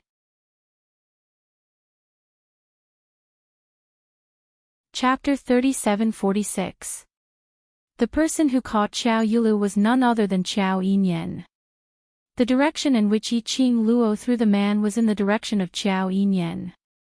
After all, Xiao Yulu was Xiao Yinyan's younger sister. She was the biological daughter of Patriarch Xiao. Yiqing Luo naturally couldn't really take action to claim Xiao Yulu's life. Of course, this was under the premise that her life was not in danger. When she had first arrived in the Earth domain, Xiao Yinyan had always been the one helping her. He had never asked her for anything in return. If she really killed Xiao Yulu, it would be a miracle. How could she face Xiao Yinyan in the future? Even if Xiao Yinyan didn't care about his younger sister. However, kinship and blood ties still existed. This was an indelible fact. How was Xiao Yulu's solution? Xiao Yinyan would be the only one to make the decision. Yiqing Luo withdrew her vision and didn't pay any more attention to Xiao Yinyan and Xiao Yulu's situation. Instead, he moved his fingers and tightened the silver thread in his hand. Then, he swept up the pharaoh crane and threw him in the direction of the two enormous beasts. Yiqing Luo, Azure Dragon and Shi Ju worked together to grab hold of the opportunity to reverse the current situation, which seemed to have taken a very long time. In reality, it was less than the time it took for a stick of incense to burn. The Azure Dragon, who was facing two gigantic beasts, was slowly falling into a disadvantageous position. Not to mention the Green Dragon's power, because of the contract with Yiqing Luo, or because the Earth realm would be suppressed by the realm's balance. For example, this land was also a restriction for Azure Dragon. The auction venue was extremely vast, but there was a large group of profounders and a large group of black-robed people. Most importantly, these two blood fang monsters were too huge. The size of the Azure Dragon and the size of the two blood fangs. The space for battle was not too big. Moreover, Azure Dragon was different from Blood Fang. The Azure Dragon had to take into consideration that the cultivators of the major forces would not be harmed. As for Blood Fang, he didn't care. He didn't differentiate between friend and foe. As long as he could attack, he would attack without hesitation.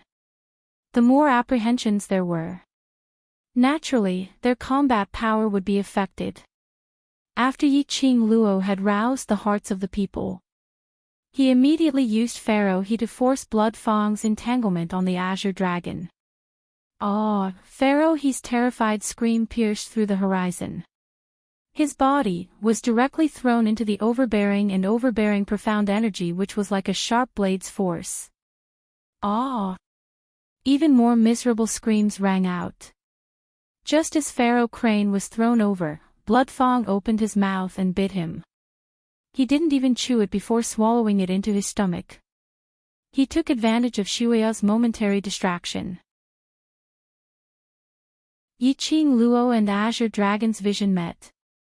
His fingers gripping the glowing flame fan tightened. She displayed her footwork and violent dark force surged out. She was as fast as lightning. Under the cover of the Green Dragon, she flew towards Yuji. Profound energy encircled his fingertips. Vast and majestic profound energy surged and roared as it attacked secluded silence. Even the air began to explode with a tremor, the air waves rippled out like ripples. Just as Yiqing Luo's attack was about to claim Yuji's life. Suddenly, Yiqing Luo felt a chill down her spine as an indescribable sense of fear assaulted her body and mind. Her heart trembled. The momentum of the attack quickly slowed down. Immediately after, his body instinctively made a dodging movement. Her reaction speed was fast, very fast. But she could still feel a sharp and majestic energy, baring its fangs and brandishing its claws towards her. Just sensing this energy, Yiqing Luo felt as though her skin was being sliced open by something and it was extremely painful. What kind of powerful energy was this?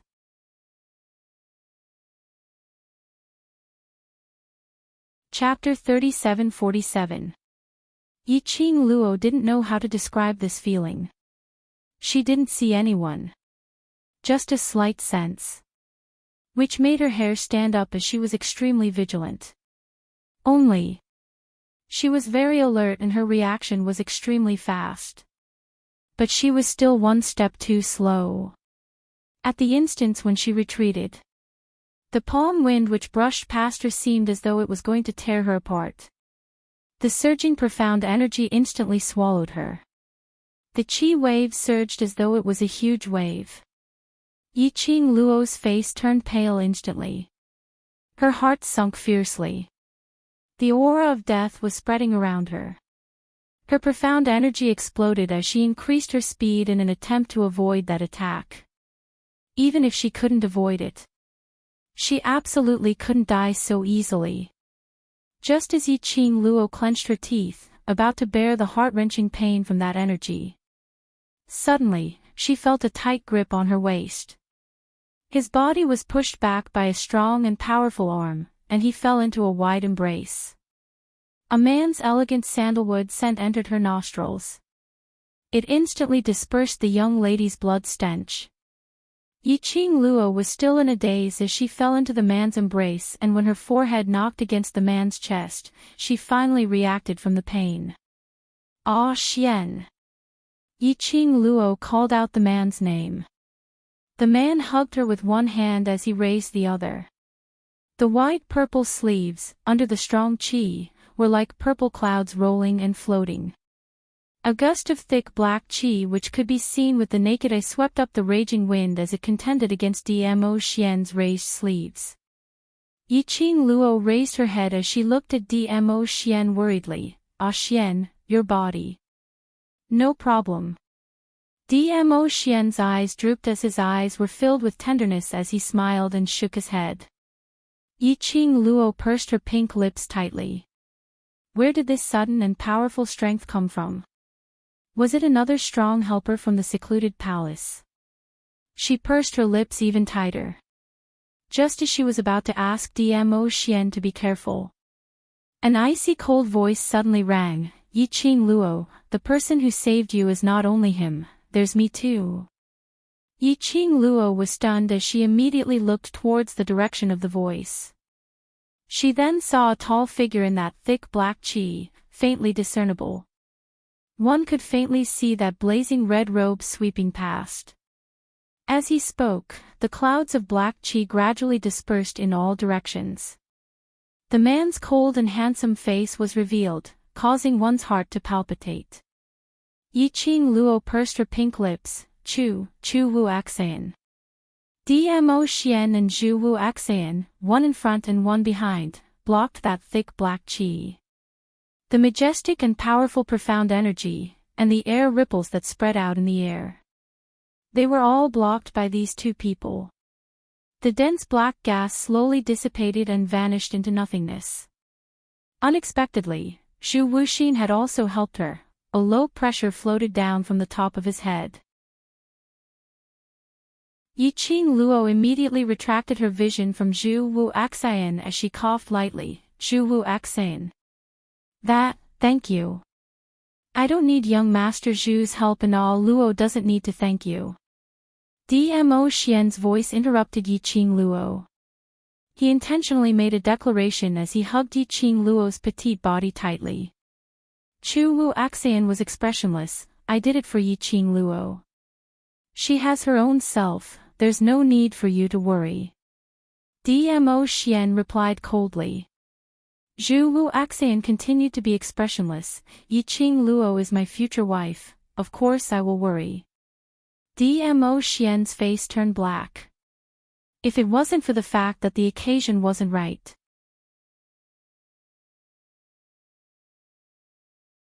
Chapter 37-48.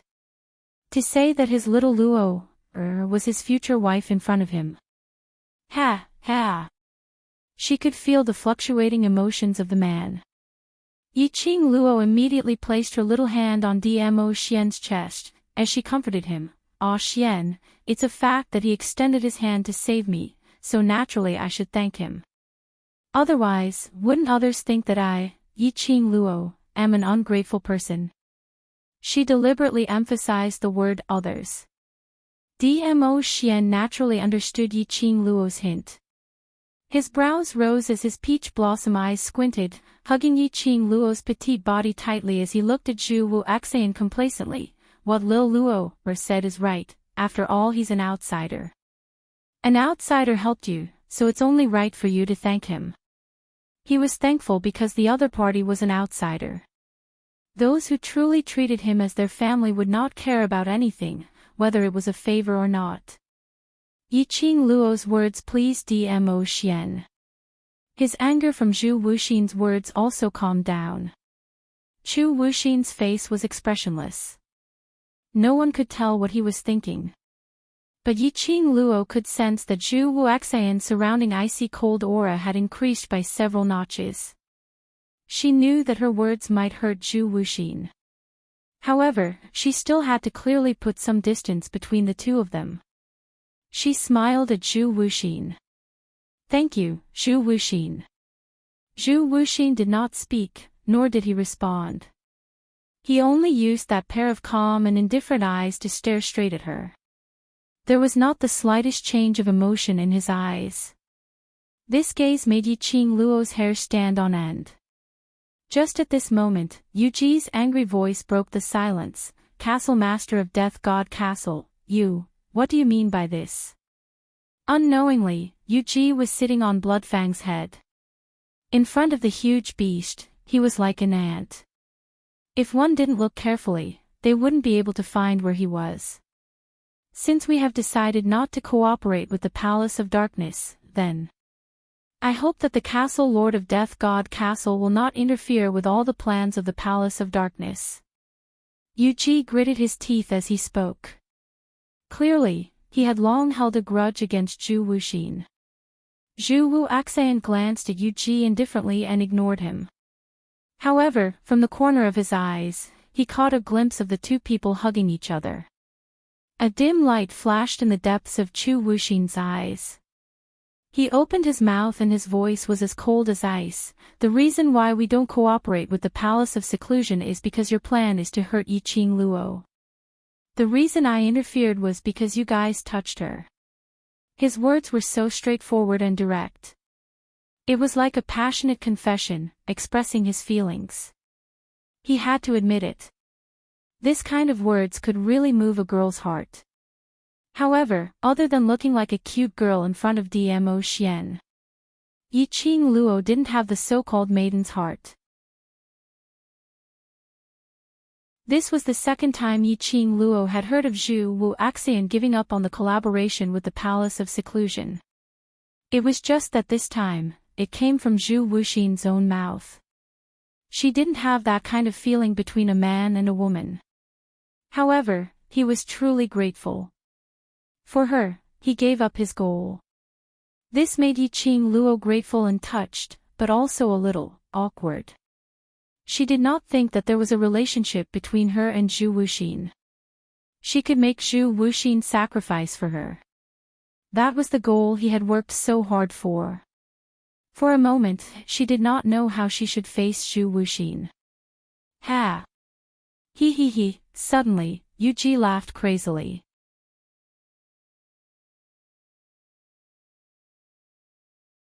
Chapter 37-49. Shut up. Zhu Wuaxian's expression suddenly turned cold. His chilly eyes were filled with a piece of solemnity. Yuji laughed loudly. Why?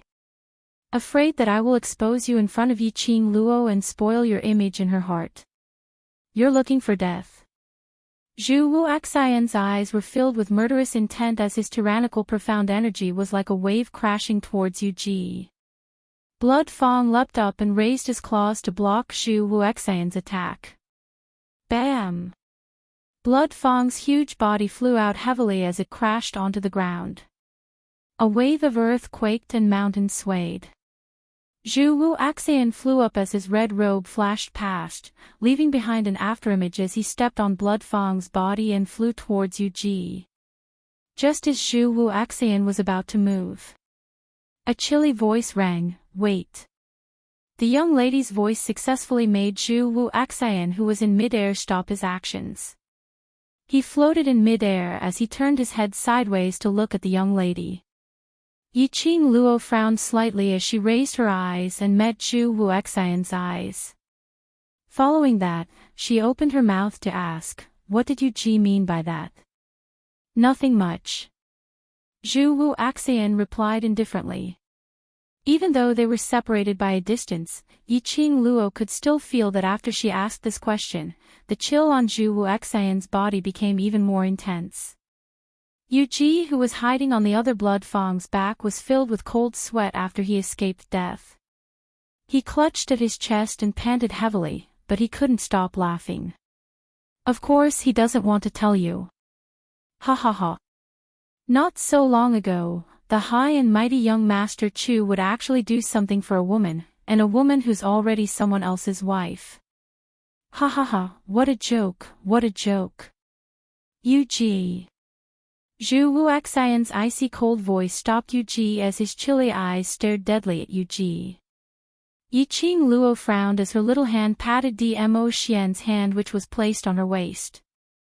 After Dmo Xian let go of her, She leapt up and faced Zhu Wu Axan. What he said is related to me, so I have the right to know what happened. The two of them stood face to face. The icy cold flame encircled the two of them. The raging hurricane was also surging around the two of them, but it didn't come near them. Zhu Wuxin did not speak. There seemed to be a storm gathering on his expressionless face. Yiqing Luo pursed her lips and shifted her gaze towards Yu Ji. What did you say earlier? Say it again. Perhaps he wanted to sow discord between her and Zhu Wuxin. Perhaps he was already dissatisfied with Zhu Wuxin's coldness and wanted to make Zhu Wuxin suffer. When Yiqing Luo asked, secluded silence. Yu Ji answered without hesitation, you didn't hear wrongly. The moment you arrived in the Earth Realm, you were separated from Di Zun and the others. It wasn't an accident, nor was it because of the turbulence in the passageway leading to the Upper Realm. It was all planned by young Master Zhu. After Yu Ji said this, he immediately looked at Zhu Wuxin, afraid that Zhu Wuxin would be angered by this. However, he saw Zhu Wuxin standing there silently. Wisps of black hair covered half of Zhu Wuxin's face. His emotions were also concealed within. When Yu Ji saw that Zhu Wuxin didn't have any reaction, he didn't even try to defend himself. Instantly, as though he had caught hold of Zhu Wuxin's weakness, he sneered as he continued, in order to get you, he resorted to unscrupulous means. Yiqing Luo, do you feel that the image of him in your heart has been destroyed? That man totally isn't like what he showed. Yu Ji slandered Zhu Wuxin without any limits.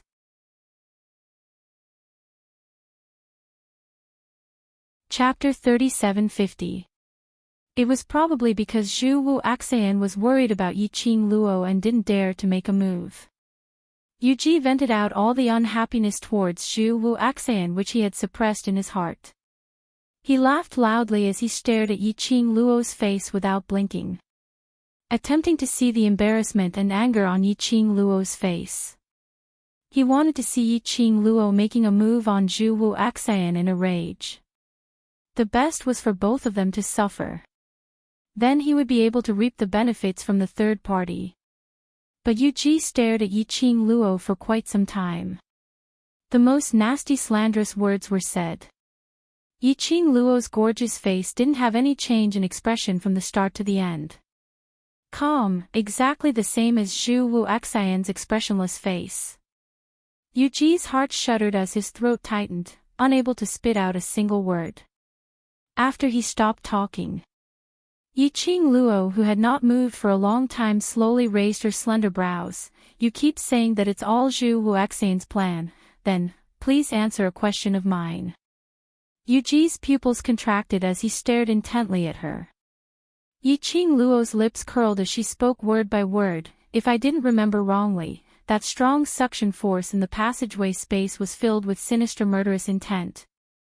I don't believe that Zhu Wu Axan would have that kind of murderous intent towards me. Yu Ji's expression congealed. Yiqing Luo noticed the change in his emotions as she laughed. Before you fabricate a lie, make a draft first so that it's full of loopholes and no one will believe it. What I said is all true.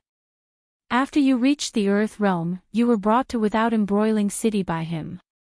Yu Ji saw that Yiqing Luo didn't believe him and instantly panicked. After you came to Without Embroiling City, in order to let you stay by his side, you were unconscious for half a month, don't you know? Yiqing Luo's pupils had some changes. Previously she found out from Dmo Xian that her memories when she reached the Earth Realm were indeed very messy. Before she regained consciousness from her memories, she had no memory of the past half a month. Even old man Song's memory was blank. This was because of Zhu Wu Axan. Yu Ji saw that Yiqing Luo wasn't speaking for a long time and he took a look at Zhu Wu Axan, who was still silent with his head lowered as his heart was suddenly lifted up. He gripped Blood Fong's thick hair tightly to ease the fear in his heart. He gritted his teeth and said, I admit it. When you were in the tunnel, the suction force you felt was indeed the work of the Palace of Darkness. However, after that, it was Zhu Wuxin who snatched you from the hands of the Venerable One and betrayed his cooperation with the Venerable One. His gaze shot towards Dmo Xian, who was not too far away, and immediately returned back to Yiqing Luo. For his own selfish desires, he separated you from the Overlord, and made you unconscious for an entire half a month, and even intentionally erased your memories. It's obvious that he's harboring evil intentions. In that half a month, even if he did anything to you, I'm afraid you wouldn't know. He deliberately used an extremely ambiguous tone and gaze to mock her. These words caused Zhu Wuxian, who had been silent the entire time, to suddenly raise his head. His cold gaze locked onto Yu Ji. Yu Ji was so scared that he almost fell off Bloodtooth's head. But Zhu Wuxian's gaze quickly returned back to Yiqing Luo. His cold face creased into a bundle. His slightly chilly eyes stared at Yiqing Luo, wanting to say something several times. But when the words were at the tip of his tongue, he swallowed them back.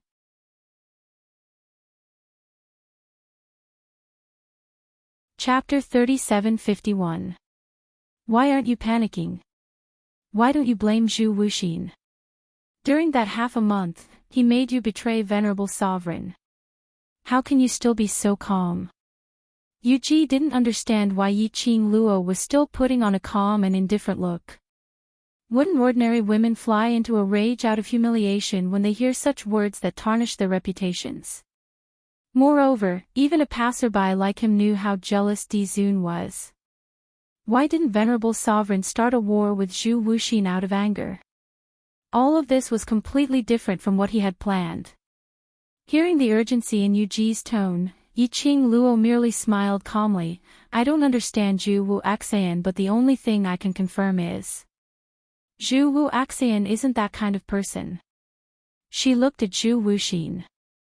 He also caught the flash of panic in Zhu Wuxin's eyes. She curled her lips and smiled. I am indeed very angry that you trapped me for half a month and erased my memory. But, as for the other things, I believe you won't do them. If I really did it, what would you do? Zhu Wuxin countered with a question, his eyes full of seriousness. Yiqing Luo smiled as she shook her head, you won't. Zhu Wuxin was not someone who would take advantage of others when they were down.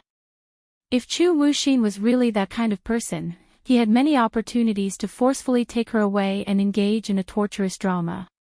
However, Zhu Wuxin had never done so. He is only paranoid that she is his person. Other than stubbornly wanting to abide by the agreement from many years ago, he would never purposely cause her any trouble. Details tell a person's heart. Even if he did not understand Zhu Wuxin's character, Yiqing Luo was certain that Zhu Wuxian absolutely would not do anything to her. As for the disillusionment you mentioned before, I can only tell you that it doesn't exist.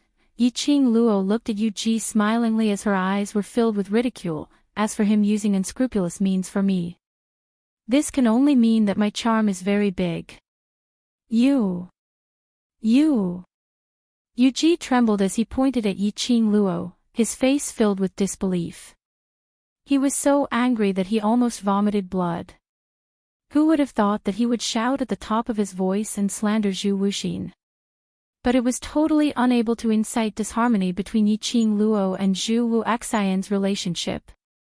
Instead, he had completely offended Zhu Wuxin. No, it was not just Zhu Wuxian, and he had also offended that venerable sovereign with a sea of jealousy. If Di Zun and Zhu Wuxin made a move, he had no way out.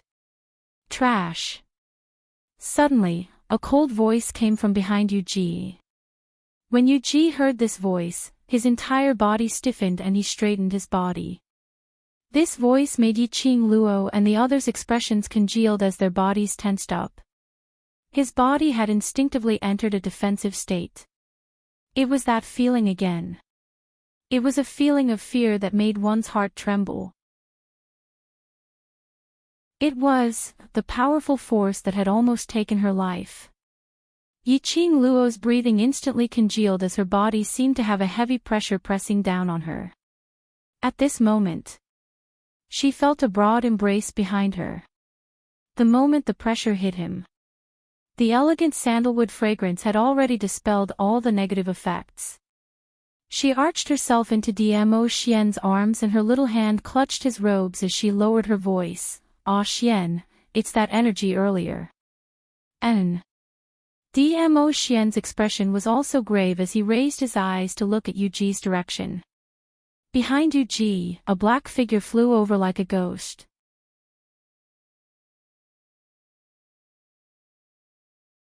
Chapter 3752. What made Yiqing Luo most astonished was that man looked extremely young. At most, he looked around 24 or 25 years old. Just 24 or 25 years old, and his ability was already so powerful. That man. Who on earth was he? Young lord. When Yuji saw that man, he started to tremble uncontrollably.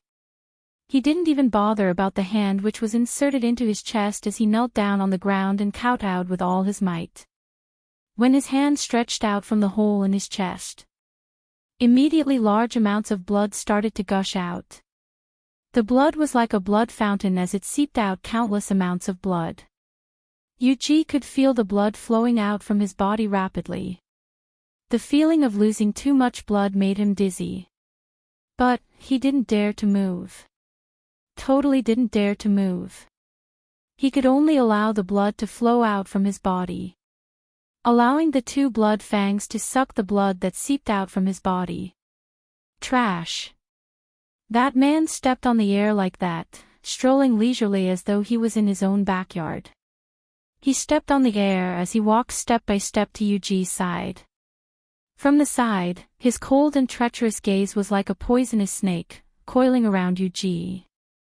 Yuji's body trembled even more as he stammered, young lord, I am only. It's just a small task and it forced you to use secluded palaces forbidden art. If you're not trash, then what are you?" The man laughed coldly as he interrupted Yuji's explanation. His smile was sinister. "Yes. I am trash." Yuji didn't even dare to resist as his forehead heavily smashed onto the ground. "Since you're trash, then you shouldn't stay in this world."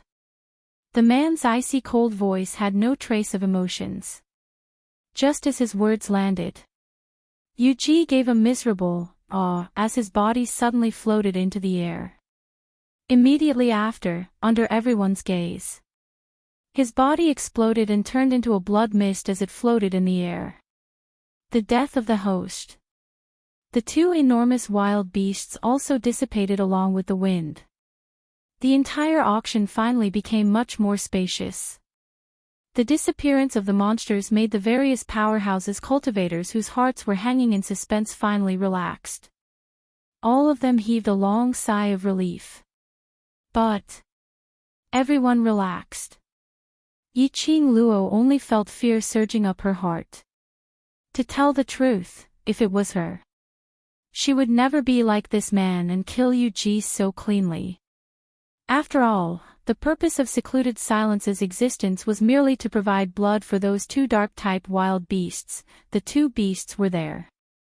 It was beneficial to the Dark Nether Palace. But the man didn't. The man didn't hesitate at all and killed Yuji so easily. This action could only mean two things.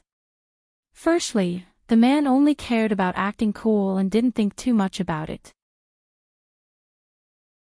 Secondly, the reason for that was because the man's strength gave him absolute confidence that he would be able to destroy the auction without any external help. Yiqing Luo was more inclined towards the second option. That man had absolute strength and absolute confidence. The existence of Yuji and Shuya didn't matter. Just now, when the man made his move, she didn't even see the man's movements. This was enough to show the difference in strength between her and the man. Perhaps he felt the uneasiness in Yiqing Luo's heart. The arm around her waist tightened a little. She looked up and met the man's concerned gaze. He said nothing. But his eyes were full of concern for her. Yiqing Luo calmed herself down as she shook her head at him. Dmo Xian's fingers circled around her waist as he pacified her emotions. Their gazes met.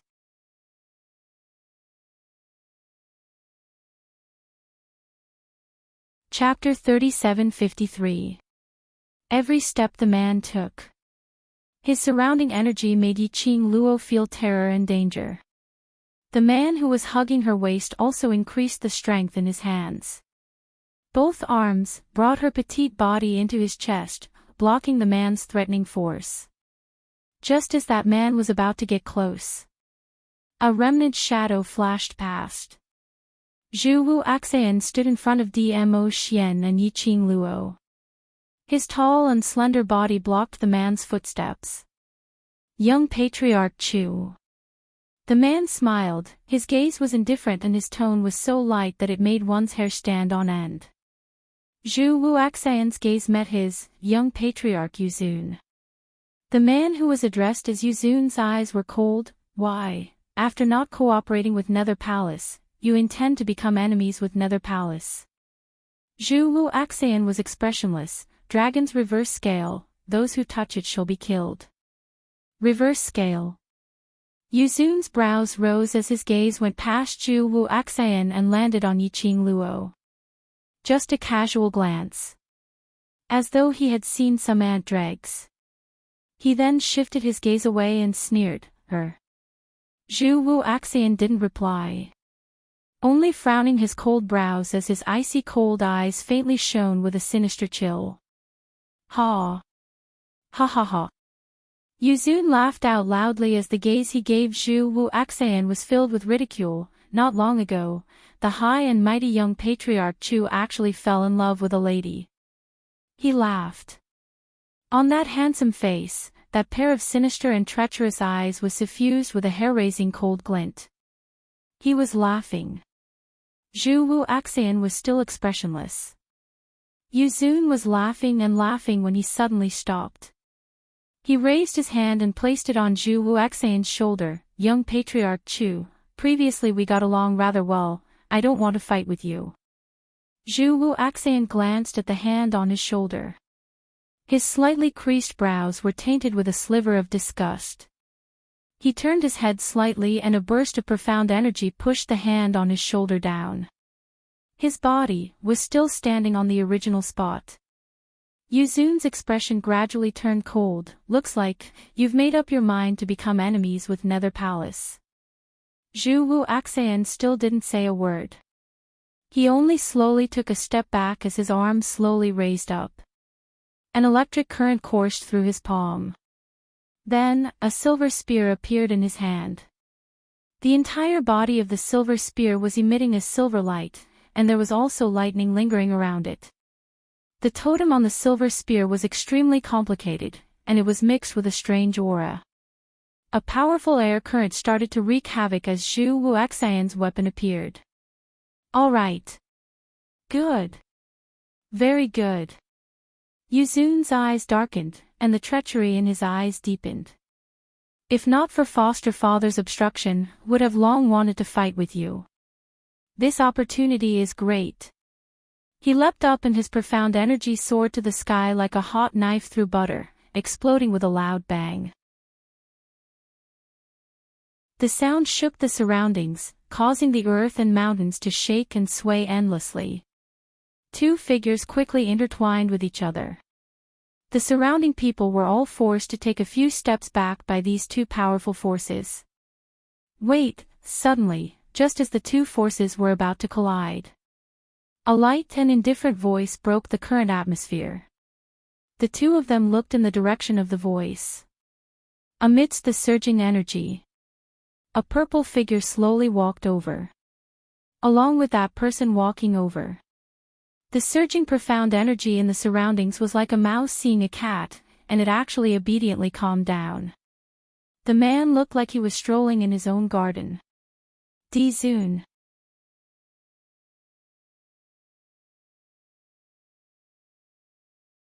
Chapter 3754. Dmo Xian slowly walked to Zhu Wuxian's side. He raised his hand. Like drifting clouds, his sleeves fluttered. The aura between the Dark Lord and Zhu Wuxian vanished in an instant.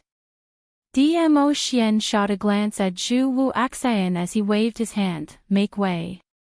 Zhu Wuxian didn't move as his cold face and eyes turned icy cold. "Lil Luo, is this Lord's future wife, so there's no need to trouble young Master Zhu to protect Lil Luo, Dmo Xian spoke calmly, but his tone was filled with pressing pressure. Zhu Wuxian's body sunk slightly, as though his back was crushed by something invisible. But he still didn't move his feet. Only facing Dmo Xian's gaze, he said word by word, "I want to protect her, it has nothing to do with anyone else. This Lord's wife doesn't need an outsider to protect her." Dmo Xian's eyes sunk when he heard that. His sleeves moved and an invisible force swept Zhu Wuxian's body up, throwing him directly into the black-robed man's battlefield. Just as he was about to smash into the black-robed man, Zhu Wuxian's body jolted as he shook off the profound energy which entangled him. Following that, he slammed his palm on the ground as he bounced up.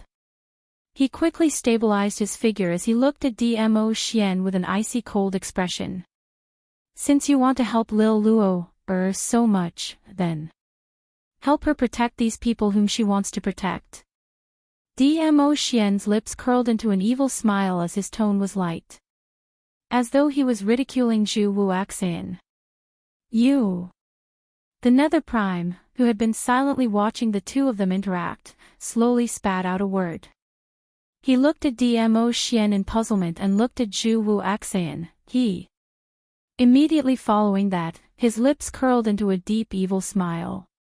"This makes me curious, what kind of woman is she, to actually make Dmo and young Patriarch Chu so infatuated with her?" Yuzun laughed evilly. That pair of treacherous cold eyes went past Dmo Xian and looked at that petite figure behind him. The current Yiqing Luo was standing in the safe zone as she looked at the situation on their side without blinking. Dmo Xian had conjured an enchantment around her, helping her to block that powerful and mysterious man called Yuzun's aura. Noticing Yuzun's gaze, Yiqing Luo's brows creased. A chill of fear rose in his heart for no reason.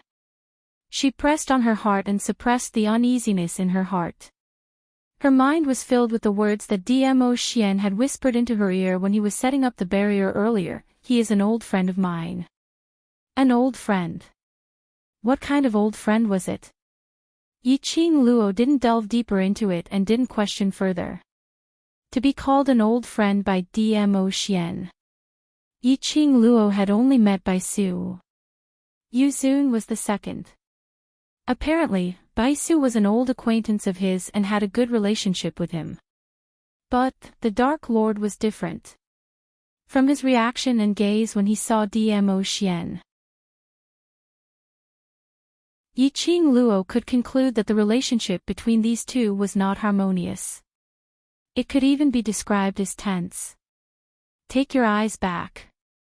Dmo Xian's body moved slightly and blocked Yu Prime's vision. "This sovereign is very easily jealous, so this sovereign's woman, you'd better not look too much."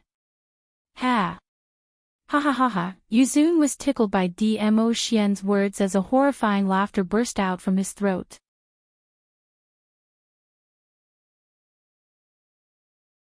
Chapter 3755. Dmo Xian's eyes turned colder by the minute. Yuzun's laughter stopped as he shook his head. "All right, I won't say any more." His words had just ended when he suddenly pointed at Dmo Xian. The smile on his face was instantly replaced by a sinister chill. He pointed at Dmo Xian as he spoke sternly, "The current you. I really look down on you." Following his words, the sky full of profound energy interweaved as terrifying profound rays were released from his entire body. The huge force was like a raging gale. Numerous cultivators had their hearts crushed under this force as they vomited blood and died. Especially those cultivators who joined the secluded palace, those who were closest to them were almost annihilated. Under this force, Dmo Xian's robe was fluttering in the wind. But he still didn't move an inch.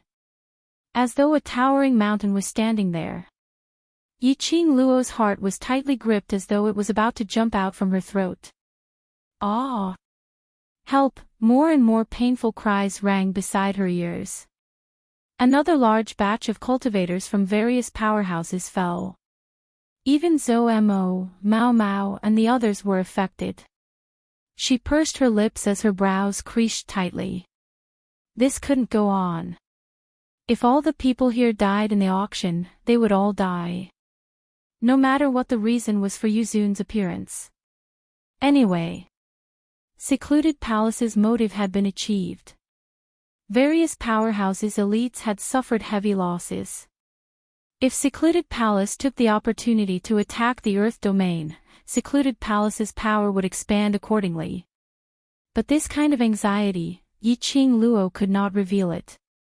Although Yiqing Luo wasn't able to sense the confrontation between Dmo Xian and Yuzun, but she knew how dangerous it was. Especially now Dmo Xian's body was injured in the spirit-devouring array. If Dmo Xian cared about other people's lives, this would only distract Dmo Xian and he wouldn't be able to go all out. She didn't want to see Dmo Xian getting injured again.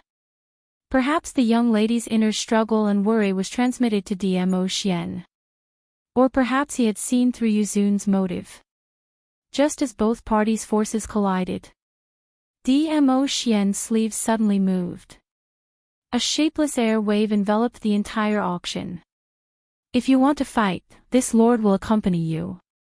Dmo Xian's lips rose, then let's fight. The figures of him and Yuzun disappeared in the air wave. Even the air waves that lingered around the auction completely disappeared. Ah Xian! Yiqing Luo's pupils contracted as her heart sank. She patted the barrier of the enchantment, Ah Xian. Ah Xian! Where did Ah Xian go? Why did it suddenly disappear? She hammered the barrier. He was eager to rush out of the barrier. However, the moment she raised her hand and hammered again, like water, the barrier suddenly disintegrated. This made Yiqing Luo's heart felt as though it was being strangled by something, as the anxious and worried emotions invaded her body and mind. Lass, don't worry. Old Man Song's voice came from his mind. Dizun only used the divine consciousness space to suck him and that man called Yuzun into the divine consciousness space to fight. Divine awareness space. Was it similar to the space where she had entered the Azure Dew bracelet? Something like that. Old Man Song explained, Dizun should be clear that if they were to start a battle in the auction, based on their ability, they would definitely destroy the entire auction. Not only the people in the auction's array would die, the entire Earth boundary would not be spared. So Dizun thought of this idea. Entering the divine consciousness space to fight, no matter how ferocious the battle was, it would not affect everyone.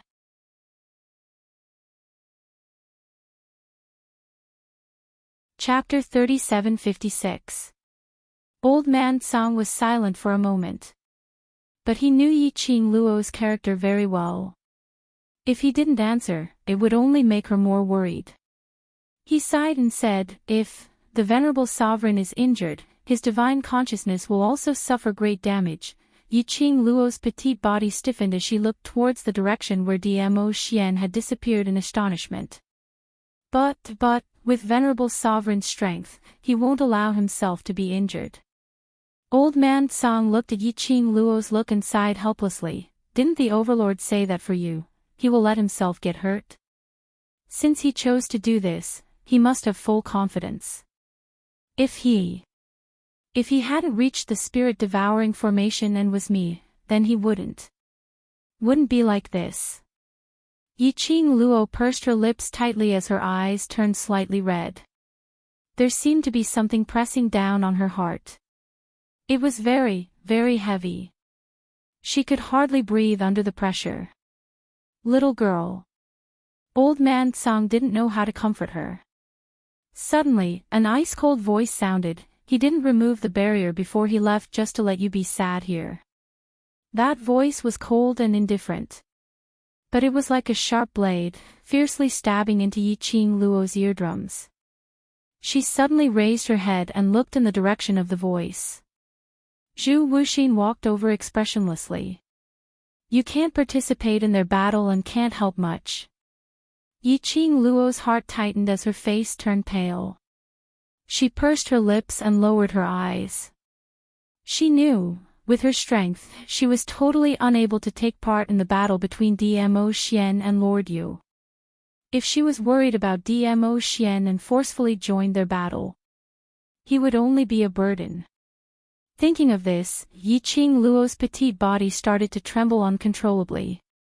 She clenched her fists and her eyes reddened. Not enough, not enough, she was too weak.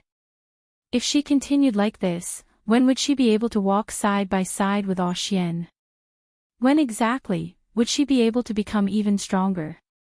Why? Why was she so weak? Yiqing Luo asked herself over and over again, sentence by sentence. It was as if he was possessed. The shadow and darkness in his heart were expanding infinitely. Suddenly, Yiqing Luo's wrist tightened. A sharp pain came. Her consciousness cleared up a little. Before she could react, her delicate body suddenly leaned forward, and her entire body fell into a cold but wide embrace. Yiqing Luo was stunned and wanted to struggle. However, the man's cold voice drifted into her ears. During the first half a month in the land, I hugged you and took care of you like this every day. Are you not used to it? Yiqing Luo's petite body suddenly stiffened. Are you angry? Disappointed? You don't think you should trust me, right? Feeling the reaction of the person in his arms, Zhu Wuxin sneered. Unfortunately, you trust me so much that you think I won't do anything to you. He lowered his head and his breath got closer to her. Yiqing Luo, don't you understand men? Would a normal man be indifferent to a woman that he has been thinking about for so long? His approach made Yiqing Luo's slender brows creased tightly. Yiqing Luo's body shifted slightly as she avoided Zhu Wuxian's approach. However, his arm was still tightly gripping her wrist. It was very painful, but Zhu Wuxin did not intend to let go.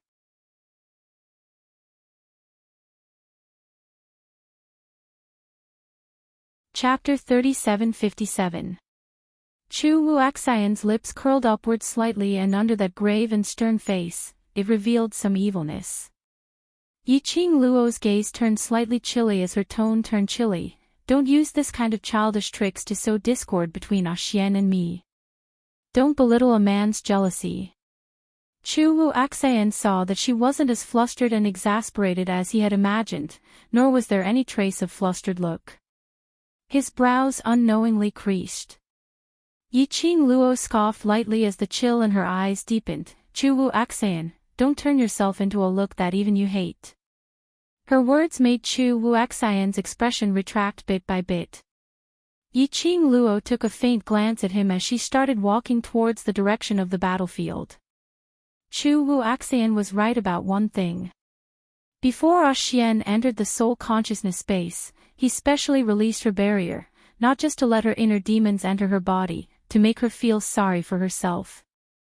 Xian knew that she couldn't possibly stand at a safe place and watch the battle between the various powerhouses and Nether Palace. Thinking of this, the resolute glint in Yiqing Luo's eyes turned even brighter.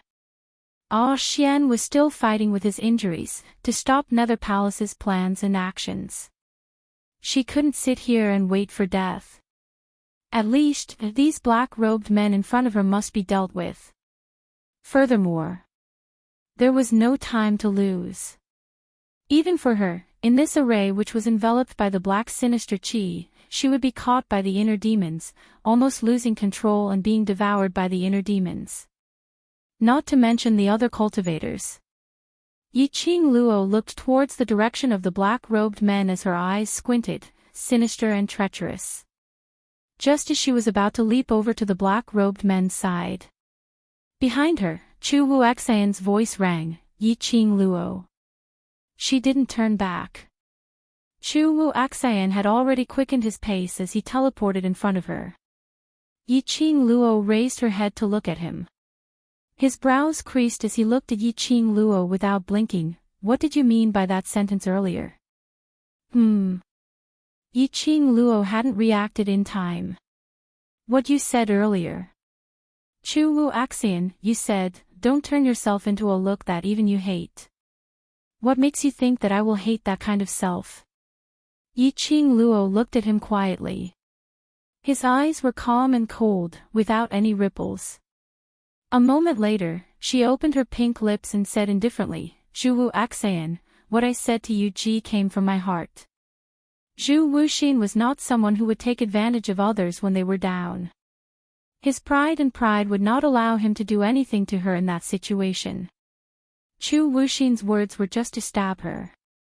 However, even he himself would find it hard to accept such a method. He had never been one to use words to provoke or hurt others. Even he hated himself for being like this. Yi Qing Luo took a deep look at him and didn't say another word. Shortly after, he directly passed him and leaped up onto Shiju's back. Then, he summoned the Azure Dragon and charged into the black-robed people. Until Yi Qing Luo had walked far away. Chu Wuxian was still rooted to the spot. His body was stiff like a stone statue. What did he say to Yu Ji? In his mind, the girl's sweet and firm voice seemed to ring, I don't understand Zhu Wuxian, but the only thing I can be sure of is that Zhu Wuxian is not that kind of person. What if I really do it? You won't. That firmness, that straightforwardness, that kind of trust. Zhu Wuxian's stiff hand slowly lifted up and pressed on his chest. An indescribable joy started to spread in his heart. After a long, long time. His lips curled as he laughed softly.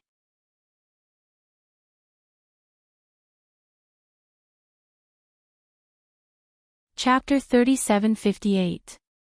The Other Side. After Yi Qing Luo joined the battle, she brought along Shiju and Azure Dragon, totally oppressing those black-robed men one by one, as though they were dregs. The three underworlds were all dead. Pharaoh Crane was also dead. The black-robed men of the Netherworld Palace had no one to command. As for the profound practitioners who joined the Nether Palace, when the Nether Prime released his profound energy, a large number of them were killed by the shockwave. Those profound practitioners who were struggling at death's door right now wouldn't amount to anything. Those profound practitioners wanted to beg for mercy. Too late for regrets. But there was no room for regret. They had been imprinted with the mark of the abyss. If he had any thoughts of betraying the Palace of Darkness, he would explode and turn into a bloody mist. It was because they were afraid of death that they chose to join the Palace of Gloomy Darkness. At the same time, Yi Qing Luo brought Azure Dragon and charged into the black-robed men, starting the battle. The surviving profound practitioners of the major forces had yet to recover from their daze. They looked in shock at the direction where Dmo Xian had disappeared, and looked at the red-robed young lady who was protected by the green dragon's huge body. Executive Elder A's face turned pale. His lips trembled as he spat out a few words. Did we hear it wrong? Just now, that purple-clothed man, that's His Majesty. Executive Lao Yi asked. The cultivators from the other powers were shaking their heads in disbelief. Di Zun, that man, was the Overlord. The Di Zun, who had disappeared for a long time, had actually appeared in the land. Overlord. Di Luo. Yi Qing Luo. City Lord Lu muttered these few names softly, as though he suddenly understood something. She said she's called Di Luo, and wasn't lying to us. She merely Took her husband's surname. Taking her husband's surname. When everyone heard these 3 words, they were stunned. Take her husband's surname, in other words, that woman named Yiqing Luo was the overlord's wife, the imperial madam.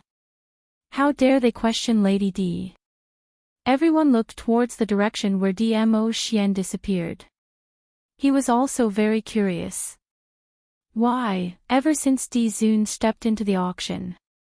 Why didn't they notice the overlord's presence? They knew very well in their hearts. It was definitely not because they were fighting with the Palace of Darkness and did not notice the overlord. At that time, His Majesty seemed to be shrouded in a layer of grey mist, making it impossible to see his face clearly. It was as if it was completely inconspicuous. However, just as the overlord dispersed the mist and walked towards the man called Yuzun, all eyes were on the overlord. Brother Qiao, Pei Xing's dark golden eyes widened as he looked at the figure among the black-robed men. He was shocked. Is she really the wife of His Majesty? At this moment, Pei Xing was shocked. It looked a little like the shy young man who didn't have golden eyes. Qiao Yinyan did not speak. His expression congealed as he stared fixedly at Yiqing Luo's direction. In his deep eyes, there seemed to be a whirlpool surging. His energy surged. His silver hair was blown into a mess by the wind, and it hit his face. Brother Qiao. Pei Xing nudged Qiao Yinyan when he didn't reply. Qiao Yinyan's eyelashes fluttered as he lowered his eyes and met Pei Xing's dark golden eyes. His expression sunk slightly as he opened his mouth. What are you still in a daze for? Letting all Luo fight alone.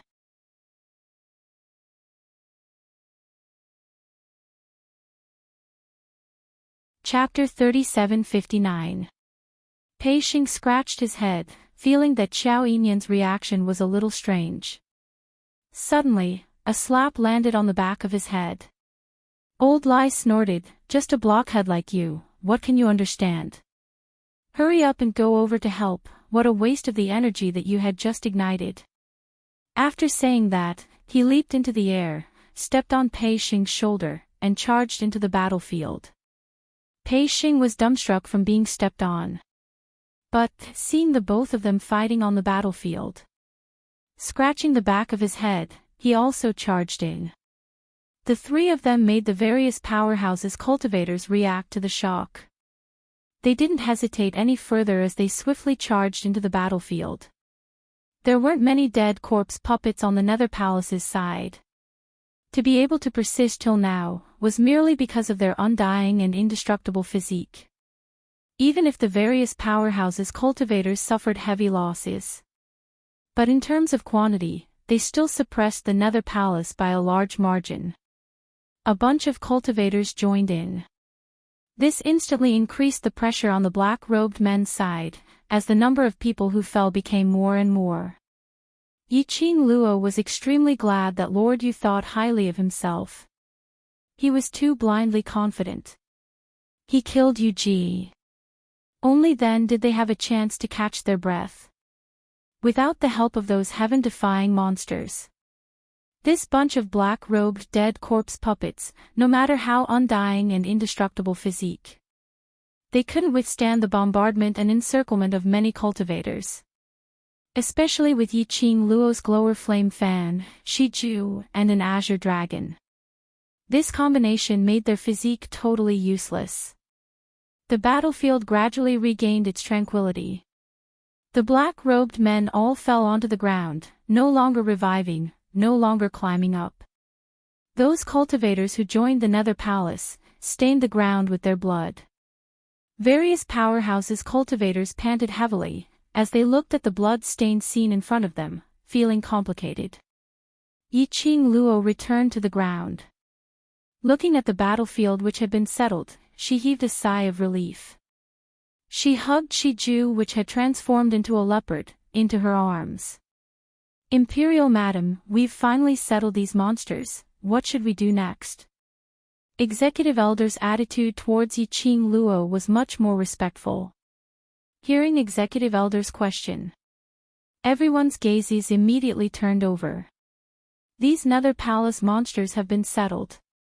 But how do we walk out of the auction?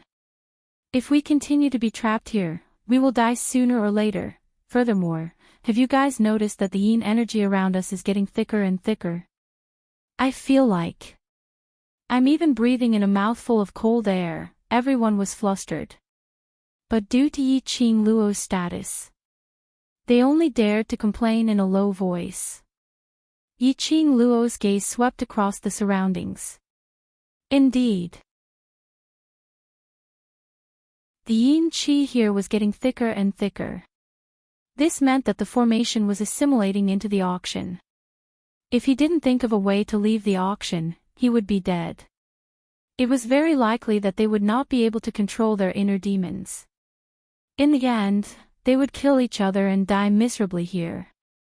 So, even if they killed all the monsters from the Palace of Darkness, it would be useless. Yi Qing Luo closed her eyes.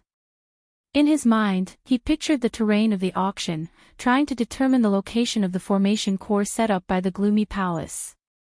As long as there was an opportunity to break the formation, he would definitely be able to break through this formation. After closing his eyes, his other senses would become extremely clear. Yi Qing Luo's ears suddenly twitched. She swiftly opened her eyes as her gaze fell onto the ground. What's the matter? Executive Elder was shocked by Yi Qing Luo's sudden action.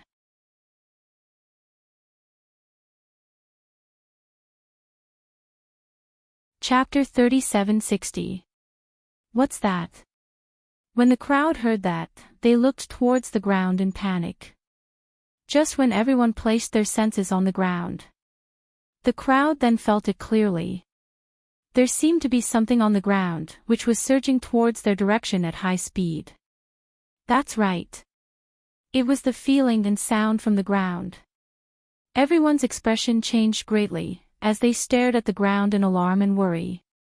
Afraid that the ground would suddenly surge out, like those monsters earlier, a monster that they couldn't deal with. Hiss, rustle, just as the crowd held their breaths and were alerted. A burst of sound of something rubbing against the ground was heard. Quick, look over there. Among the crowd, someone pointed to the front and shouted loudly. The crowd looked towards the direction of the voice. Then they saw that blood-stained ground. There were some densely packed black things, crawling quickly. The crowd also noticed it. Those densely packed things were all things that crawled out from the dead corpse puppets' bodies. One after another. One after another. Like a patch of black sesame, densely spread out in front of their eyes. The crowd instantly felt their scalps turning numb. What are those things? Madam D, what are those? Why are they crawling out from those monsters' bodies? Those things. What are they trying to do? How should we deal with them? The crowd panicked, as they anxiously asked Yi Qing Luo. When they saw that patch of densely packed black things, even Yi Qing Luo felt goosebumps all over her body. What were those things? Even if they asked her, she didn't know. Previously, when they crossed hands with this bunch of dead corpse puppets, other than the dead corpse puppets oozing out yin qi, there was no such situation. Although she couldn't guess what those black things were. But Yi Qing Luo was certain. Those things were absolutely not any weaker than that white teeth, blood teeth. Furthermore, these things were even scarier. That is corpse puppet goo. The green dragon seemed to have recognized those things, as its whiskers floated up. Its body suddenly made a turn. It spat out a burst of dragon's breath, as it blew those black things which were nearing quickly, back. The dragon's breath swept up the wind, covering the sky and covering the earth, densely packed black things, densely laid out in front of them. Then it landed on the ground, and speedily rushed towards their direction. When the azure dragon was blowing his dragon breath, Yiqing Luo finally saw the ground clearly. What exactly were those densely packed things? They were black bugs about the size of a fingernail. One on top of the other. Densely packed together, they spread out. Corpse puppet parasite. Yiqing Luo repeated the name that Azure Dragon said. Parasite. That bug is a goo. The green dragon speedily swept up Yiqing Luo as she floated up into mid-air. What exactly is the corpse puppet parasite? This was the first time Yiqing Luo had seen the Azure Dragon having such a reaction towards a species. Azure Dragon had a headache. The corpse puppet goo is a very evil goo technique. Those who create this goo technique are basically witchcraft masters. I'm afraid the Dark Palace is purposely using these corpse puppet goo to destroy the entire land.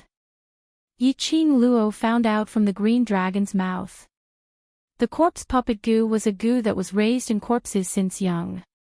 It needed all kinds of corpses as fodder, and after being irrigated with fresh blood, the goo worms would be nurtured. This kind of insidious goo worm, don't look down on its small size. You're tuning into the LoveLore Library YouTube channel. We're so grateful for your support, and don't forget to subscribe to join us on this incredible journey through captivating stories. Your generosity through donations truly makes a world of difference, as it's the primary source of revenue that allows me to expand and enhance this channel for you. Thank you from the bottom of my heart for being a part of this adventure.